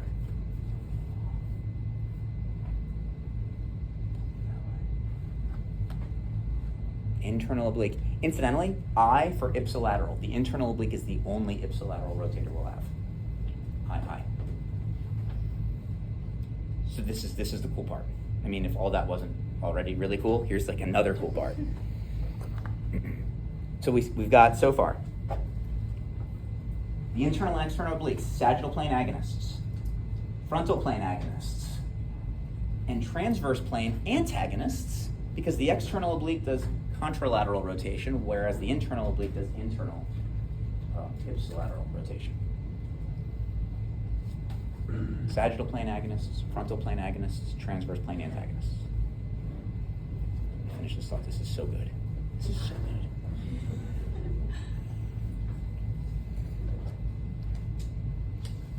The right external oblique, here's the fiber orientation, right? And the left internal oblique, which is deep to the external oblique, look at how they have the same fiber orientation. Here's a vector that runs through both of them. They have the same fiber orientation. The right external oblique works with the left internal oblique as a left rotator. All of them work together. If I want to rotate to the left, and I just bring these two attachment sites maximally close, and we get left rotation. So the right external and left internal are agonists in the transverse plane. Our obliques work together. So if you do any rotational exercise or anti-rotational exercise, you should feel the external oblique on one side with the internal oblique on the other. In other words, you're going to feel rotation on both sides of the trunk all the time. I'll do all of that again in a minute, but I want to get the questions first. I think, okay, just conceptually putting it together. So the right external, the fibers go diagonally towards like the medial side, right? And then the internal goes the opposite way. You got it. So they like cross. Exactly. They run right like that. Okay. Yes, ma'am. I have a quick question. It may or may not be about this, but when you get like diastasis recta from pregnancy, is that linea alba that's separating the two, or is that Yeah. one muscle? So the linea alba is what the rectus abdominis attaches to in the middle. That's not a very good picture, but it'll work. So you see the rectus on the left and the rectus on the right both attached to the linea alba here. Once you get a little bit of separation, a little bit of gapping, then every time the rectus contracts, instead of pulling straight down, now the gapping grows and grows and grows, because now the line of pull is affected because there's a widening space right there. So then all the rotation that gets separated too, or Yeah, I guess that's a good description. so what's the treatment for just surgery? So there are non-surgical treatments. If you were doing that, I would say go see a pelvic floor specialist who deals with pregnancy a lot. But one of the strategies they use for all of trunk rehab is to splint, where you take one side and essentially stabilize so that anytime the rectus abdominis contracts, you've aligned it better, rather than allowing it to continue to contract and create more separation. So splinting during exercise, and then surgery is certainly an option as well, but that's out of my wheelhouse. That's about all I got. I mean, both surgically and pelvic floor rehab. Yeah. It's kind of like what Hannah, so I just want to make sure I'm understanding. So your external oblique on the left side is working with the internal oblique on the right side. So that's In the transverse plane. in the transverse plane. Yeah, so it, again, like I don't love this exercise, but if you were to do that, left rotation, left internal, right external And that's obliques. because the fibers of the external and the right are going medially, and then the interfiber, they're running in the same direction. You got it. So are they transverse plane agonists? The right external and the left internal are transverse plane agonists. Yes, that's Yeah. But if we're just on the right, like we're doing right internal and right external, then we're frontal plane agonist, sagittal plane agonist, transverse plane antagonist. If you're rotating the feet, I that get it, means I that just you're don't right think so hard. So the internal oblique, to put that together, Look at a picture. flexor, ipsilateral side bender, and the only ipsilateral rotator. Internal oblique, I. ipsilateral rotator I. It is the only ipsilateral rotator. So you're rotating The goal. right, Rotating right, then we're using your external, your left external, your right internal are working. good. But what is your right? Is anything happening to the right external? Can you ask me that later today? I want to cover all the muscles before I answer because that answer is just a mess. Yes, yeah, okay.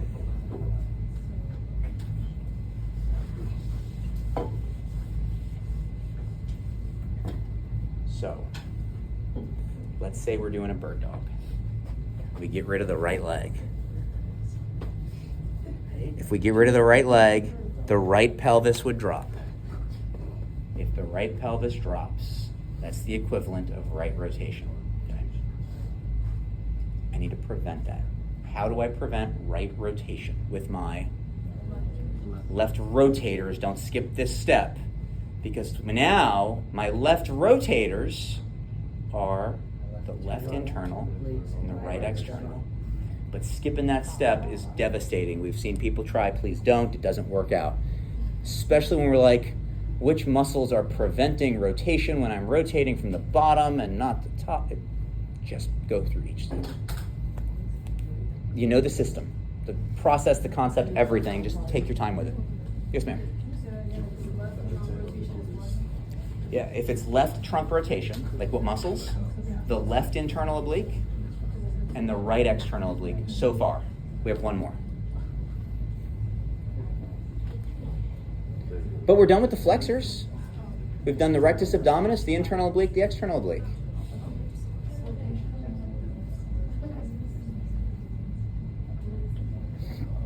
All right, the last global superficial muscle that we'll cover is going to be the paraspinal muscle group, or the erector spinae.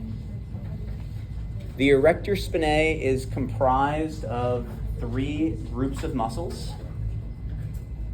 As we view it from the most medial outward, those muscle groups are the spinalis, right along the spine, the longissimus, because it's really long, and the iliocostalis, because they're along the ribs.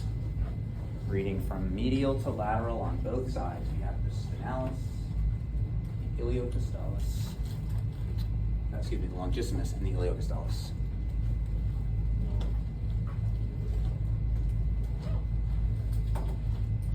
The attachments you'll see are the same.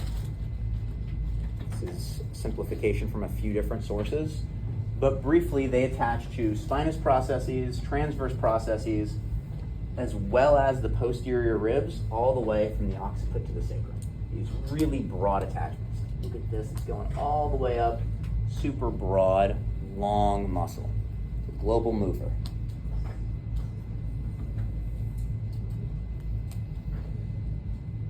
If we know where it's located, the actions should be pretty easy. So they're on the back. What do they do in the sagittal plane? Yeah, trunk extension, otherwise known as resisting flexion. So if you go to stand up and you pause, or you pick something heavy off the ground, we're preventing flexion with our extensors, our erector spinae. And then anything on the right side is going to be a right side bender. They're also ipsilateral side benders if they contract unilaterally.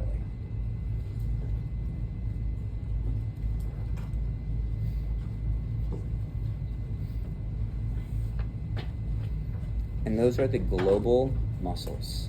We're going to take a break. We'll come back and do the local. This will be the only day of the term I hijack some of our pain time for this course. Other than today, it is its own separate course and we're not going to steal time. So take 10 minutes, come back, and we will do the local core muscles.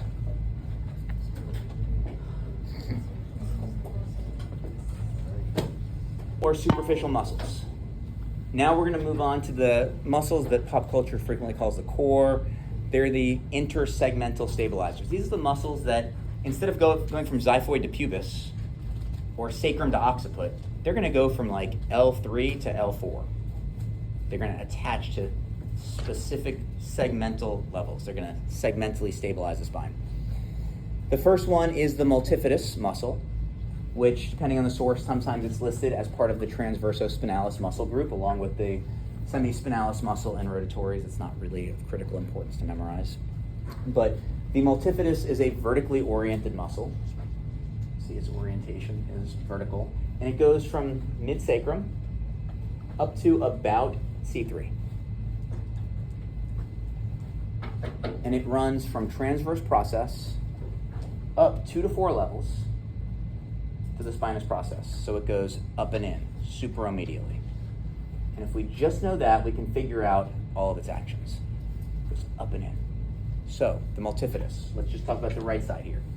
It's on the back, so what's it do in the sagittal plane? It's an extensor, which prevents flexion. It's on the right side, so the right multifidus does what in the frontal plane? Ipsilateral side bending. It's a right side bender that prevents left side bending. I'm going to exaggerate it. Transverse process, spinous process. If my right multifidus contracts in the transverse plane, what direction do I rotate? Left. So the multifidus is a contralateral rotator. It pulls the trunk that way, pulls the spinous process that way. So as the muscle shortens, it causes the shoulders to turn away. It's a contralateral rotator, which prevents ipsilateral rotation. It's a contralateral rotator. And so when we say 6 functions, it's just describing what it does and what it prevents. It's an extensor that prevents flexion. It's an ipsilateral side bender that prevents contralateral side bending. And it's a contralateral rotator that prevents ipsilateral rotation.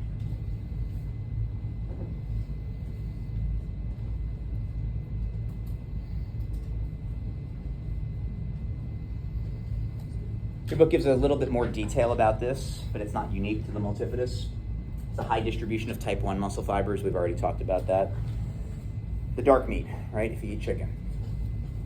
Very, very efficient, able to use oxygen to contract for prolonged periods of time. Large capillary network, helps to provide ongoing source of oxygen and remove waste products. This is not unique to the multifidus. It's really all of the postural muscles of the spine. All right, really good news for us, not so much for our patients.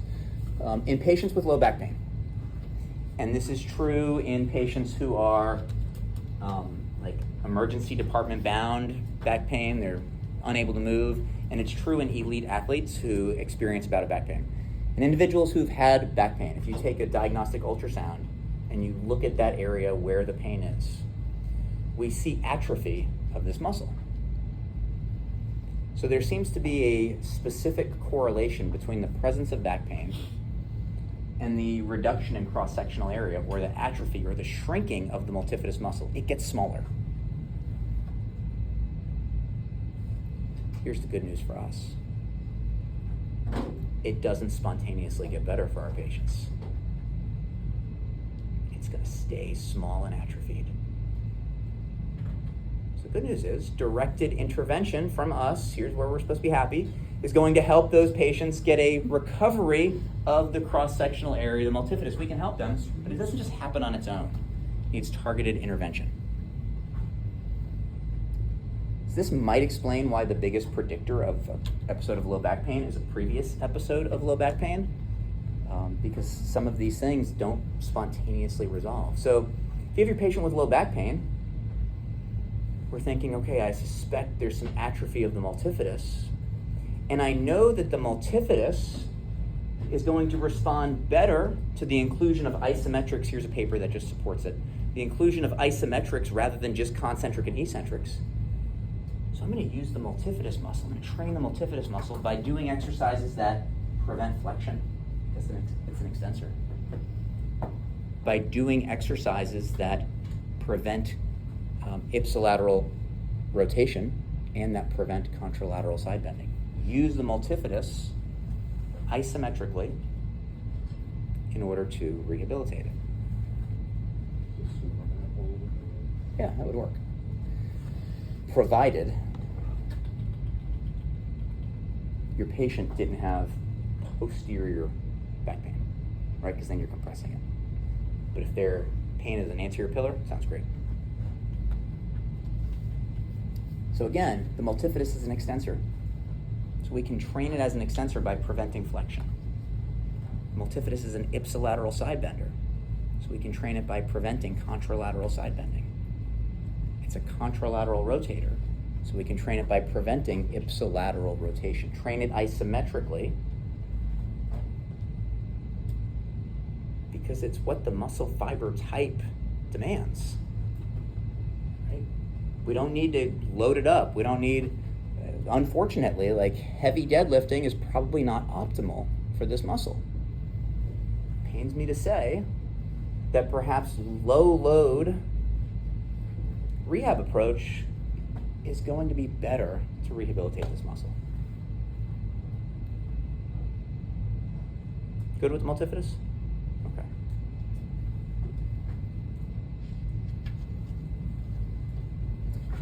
The abdominal wall is really cool. So the pelvis does a pretty good job protecting the pelvic organs, the lower intestines. The rib cage does a really good job of protecting the thoracic contents. But we don't have any bony protection here in the midsection. So protection of our abdominal contents comes from our abdominal wall, which is muscular. We've got the vertically oriented rectus abdominis. We've got the external oblique in this direction, the internal oblique 90 degrees to the external oblique, and then the deepest of the four layers, the transverse abdominis, which runs 90 degrees relative to the rectus abdominis. So the four layers of the abdominal wall all have a different fiber orientation, which means they can provide stability in all different directions. The deepest of the four is the transverse abdominis, and this picture is really good because it shows how the fibers are transversely oriented.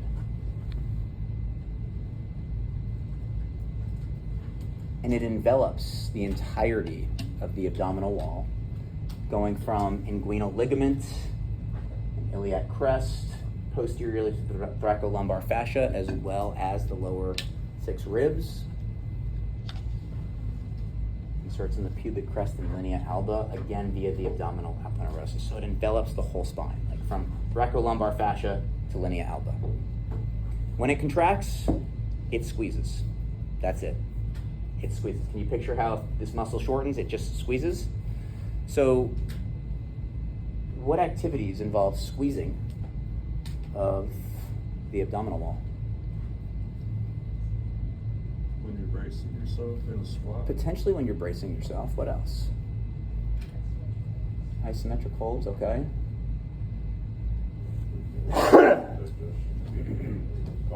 Coughing, sneezing, laughing, bowel movements. Yeah. Forced expiration. I've never passed out. Here we go. Oh, I've got a great story with that. When I was a student in the hospital, I had a patient do that. Yeah, we'll talk on the toilet. Wait, is it Valsalva? Valsalva in part. There's a good picture in your book. I'll show you, but not during class. So, has anybody ever had food poisoning? I've had in my life a couple of bouts with it that they're memorable. Like years later, you remember what you ate, right? Never again. Oh. So my story, this is really dumb. It was a Thursday, Friday. And I brought lunch, and I didn't end up eating until way late in the day. It was open lab, and it was 2 o'clock before I ate. And I usually pack my lunch at like 6 a.m.-ish, so it was 8 hours later. And there wasn't a cooler pack in my lunch, and I thought about it. I'm like, this might not go well. It was leftover Vietnamese from the night before, which was amazing. If it wasn't so good, I would have been like, this is not safe to eat. So what I said is, this is not safe to eat, and I still ate it. And if you've had food poisoning, you know you get punished repeatedly, hours on end until there's nothing and you're dry heaving. After being sick for hours on end, did anybody wake up a little sore the next day? That's your transverse abdominis. Because what did it do all night? It squeezed and compressed, and even when there was nothing to compress, it compressed. Has anybody watched? I can't find my. Has anybody watched yourself throw up? What happens to your tummy? It goes to Like this? Or watched a dog throw up? You see the tummy compress. That's the transverse abdominis compressing the abdominal contents right out. So when you think transverse abdominis, that's where it is if you feel that deep soreness. So it doesn't just act during laughing, sneezing, going to the bathroom, vomiting. It contracts with all trunk movements, regardless of direction. And it contracts not to generate osteokinematic motion, but rather to provide an internal corset, to stabilize or stiffen the core to allow for other movements. So if we're gonna flex the trunk, we're gonna extend the trunk, we're gonna side bend, whatever we're gonna do, it's gonna go ahead and stiffen the abdominal contents, the abdominal wall, give us lumbar stability in advance of moving. So it contracts with all movements of the trunk, but also, even if you just go to stand up and you don't move your trunk, it's gonna contract. It's gonna contract to stiffen or stabilize the torso in advance of all other movements. Because we don't wanna be a spineless jellyfish moving around, right? We'd like to have, ideally, a relatively stationary, stable core. So the transverse abdominis is going to be one muscle which is in part responsible for acting like a corset, for stiffening the torso in advance of other movements. If you go to stand, again, the first muscle to contract is going to be the transverse abdominis. The fact that it is recruited in advance of your hip and knee extensors is what's called anticipatory firing. It's recruited first. It's recruited in anticipation of another motion occurring. Interestingly, and we will come back to this thought down the road, in individuals with back pain, in addition to their multifidus being atrophied, ipsa level and at the level of the pain, we see a delay in the anticipatory firing of the transverse abdominis. It doesn't seem to engage quite as rapidly in those patients as compared to their asymptomatic counterparts. So there seems to be something going on with the multifidus and the TA at a minimum in the presence of low back pain. But it's essentially an internal corset that we have. Yes, sir. Is it innervated as similarly like the rectus? Or You got it. everything? All the nerve roots exiting at that level. So, sorry. Go ahead. I was gonna say, like, for lower back pain, why does a therapist have a patient do like ball and strap for like those isometric holds? I'm not familiar with ball and strap. It's when you have like a ball between your like the legs and they just squeeze it, and then they'll squeeze it in, and then they'll have a gate belt and they'll squeeze it out also. Yeah, I think that's actually has a name. It's shotgun approach, and it's for SI-related back pain. We don't have time to go into that whole thing. I'm sorry. If you stay after, I'm happy to elaborate a little bit. Not a word we're going to use, though. Not a word. That's like when we talk about differences between physical therapy and chiropractics. They adjust, we mobilize and manipulate. We don't use that word. Don't use it in your documentation. Really quick, Yeah. what you said about the contraction of the transverse abdominis, like, it's not for, what did you say? It's not for, It's not really for osteokinematic motion. it's not for motion, it's to create like, Stability. Stability, and then is that for every single abdominal muscle, or is it just? No, that's unique to this one. So let me give you an kind of example Well, for yeah, that. makes sense, because the obliques are meant for rotating. Exactly. If you had to shoot a cannon, like a big old-fashioned Civil War era cannon, and you're in the middle of the water, you're in the middle of a lake, in the middle of the ocean, what would happen if you shot that cannon out of a canoe? It's absurd, right? Why? Why is that so absurd? Because the canoe has no stability. What if you shot that cannon off of an aircraft carrier? You'd be good. Because the aircraft carrier is really stable. So this is like giving you stability, giving you proximal stiffness, which allows you to shoot a cannon, like whatever else you're going to do with your extremities. If this wasn't stiffened, we'd be spineless jellyfish or Gumby. Like we wouldn't be able to move distally. This gives us good proximal stability so that we can shoot a cannon off of an aircraft carrier, not a canoe. QL, which I think is the last muscle of the lumbar spine we're going to cover, quadratus lumborum. According to Stu McGill, it is the frontal plane stabilizer. Look at a posterolateral view of the right side here. Quadratus lumborum goes to the iliac crest, and it goes up and in to attach to the transverse process of all of the lumbar vertebrae, and it goes up to attach to the 12th rib. So it is so uniquely situated, sitting like on the side, going from ribs to pelvis, to stabilize us in the frontal plane. The QL is an ipsilateral side bender, but more importantly, prevents contralateral side bending.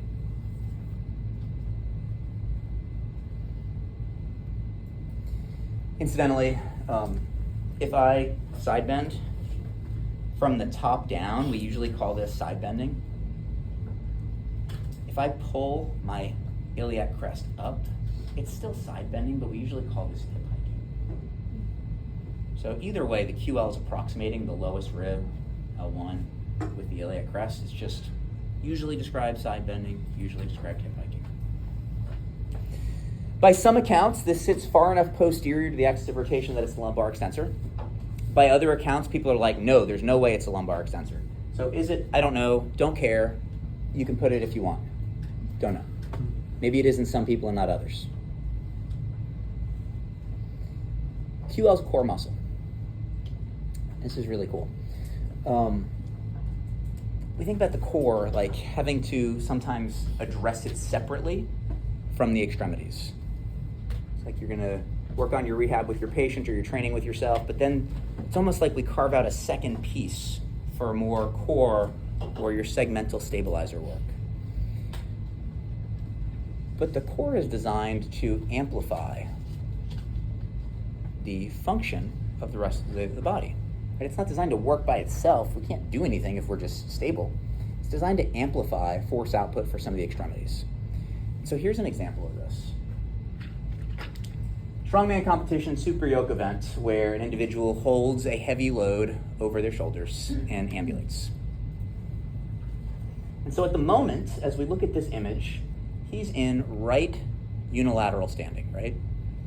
We're probably like mid-ish stance on the right. And so if we're unilateral standing with a level pelvis,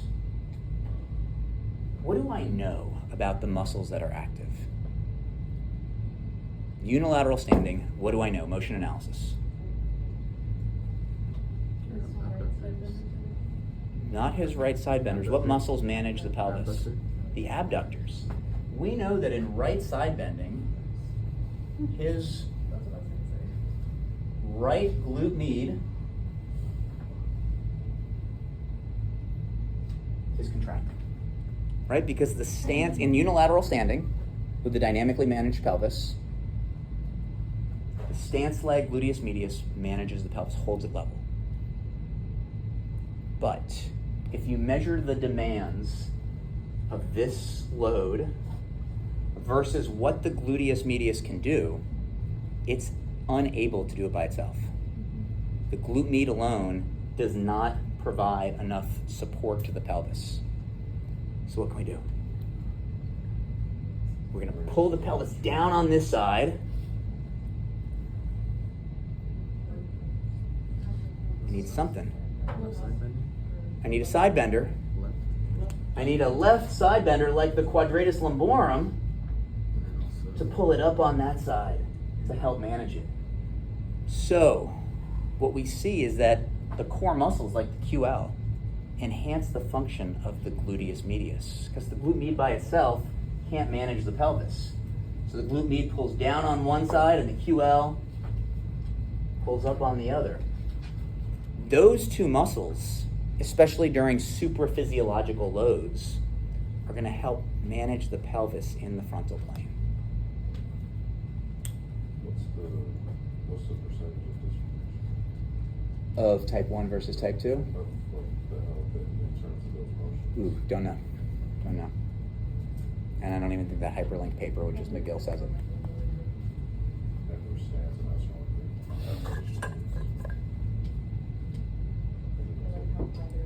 thing. Point being, instead of trying to focus on the QL in isolation and doing 1,000 side bends or resisted side bends, incorporating it into its functional demand may be valuable.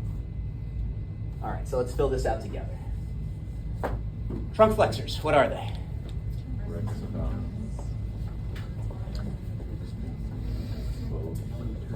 External oblique and 3 trunk flexors. Where are they located? On the front. More importantly than being flexors, what do they prevent? Prevent extension. Good. Extensors, what do we have? QL, I'm going to put a question mark. Actually, I'm going to put that at the bottom too, because if you skip it, that's okay. QL, maybe. Erector spinae, which if you write on motion analysis, erector spinae is 1. But if you want to write iliocostalis, spinalis, longissimus, it's 3. One more. What's that? The M1, multifidus. Good. They're extensors. They're all in the back. What do they prevent? Awesome. Side benders. We only have ipsilateral side benders. We don't have any contralateral ones. What are our side benders? Not theta. The obliques, yeah. What else?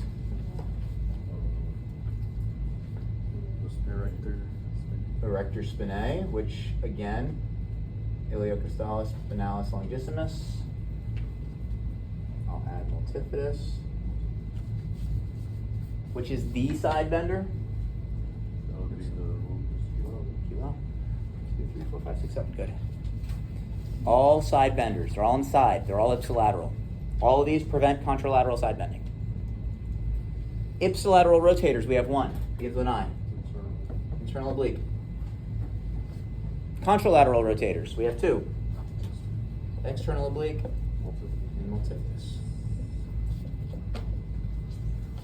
So the side of the external oblique is the multifidus that's working. Correct, for rotation. Lateral rotation. Correct. Transverse abdominis does everything, but it contracts with everything. It doesn't do anything. It is involved in everything. So you can't include it because it's always the answer. When in doubt. No, it doesn't count as When one. in doubt, No. just put TA on it. Then just add 1 to all your motion analysis. There's a TA question. All right. I can read the room. We're not going to continue with any more spinal anatomy. We will finish spinal anatomy next week. Again, this is the only day we're hijacking any time from our pain course. But with the last few minutes, I am going to transition away from this because I want us to get signed up for research article presentations. Oh, yeah, sorry. So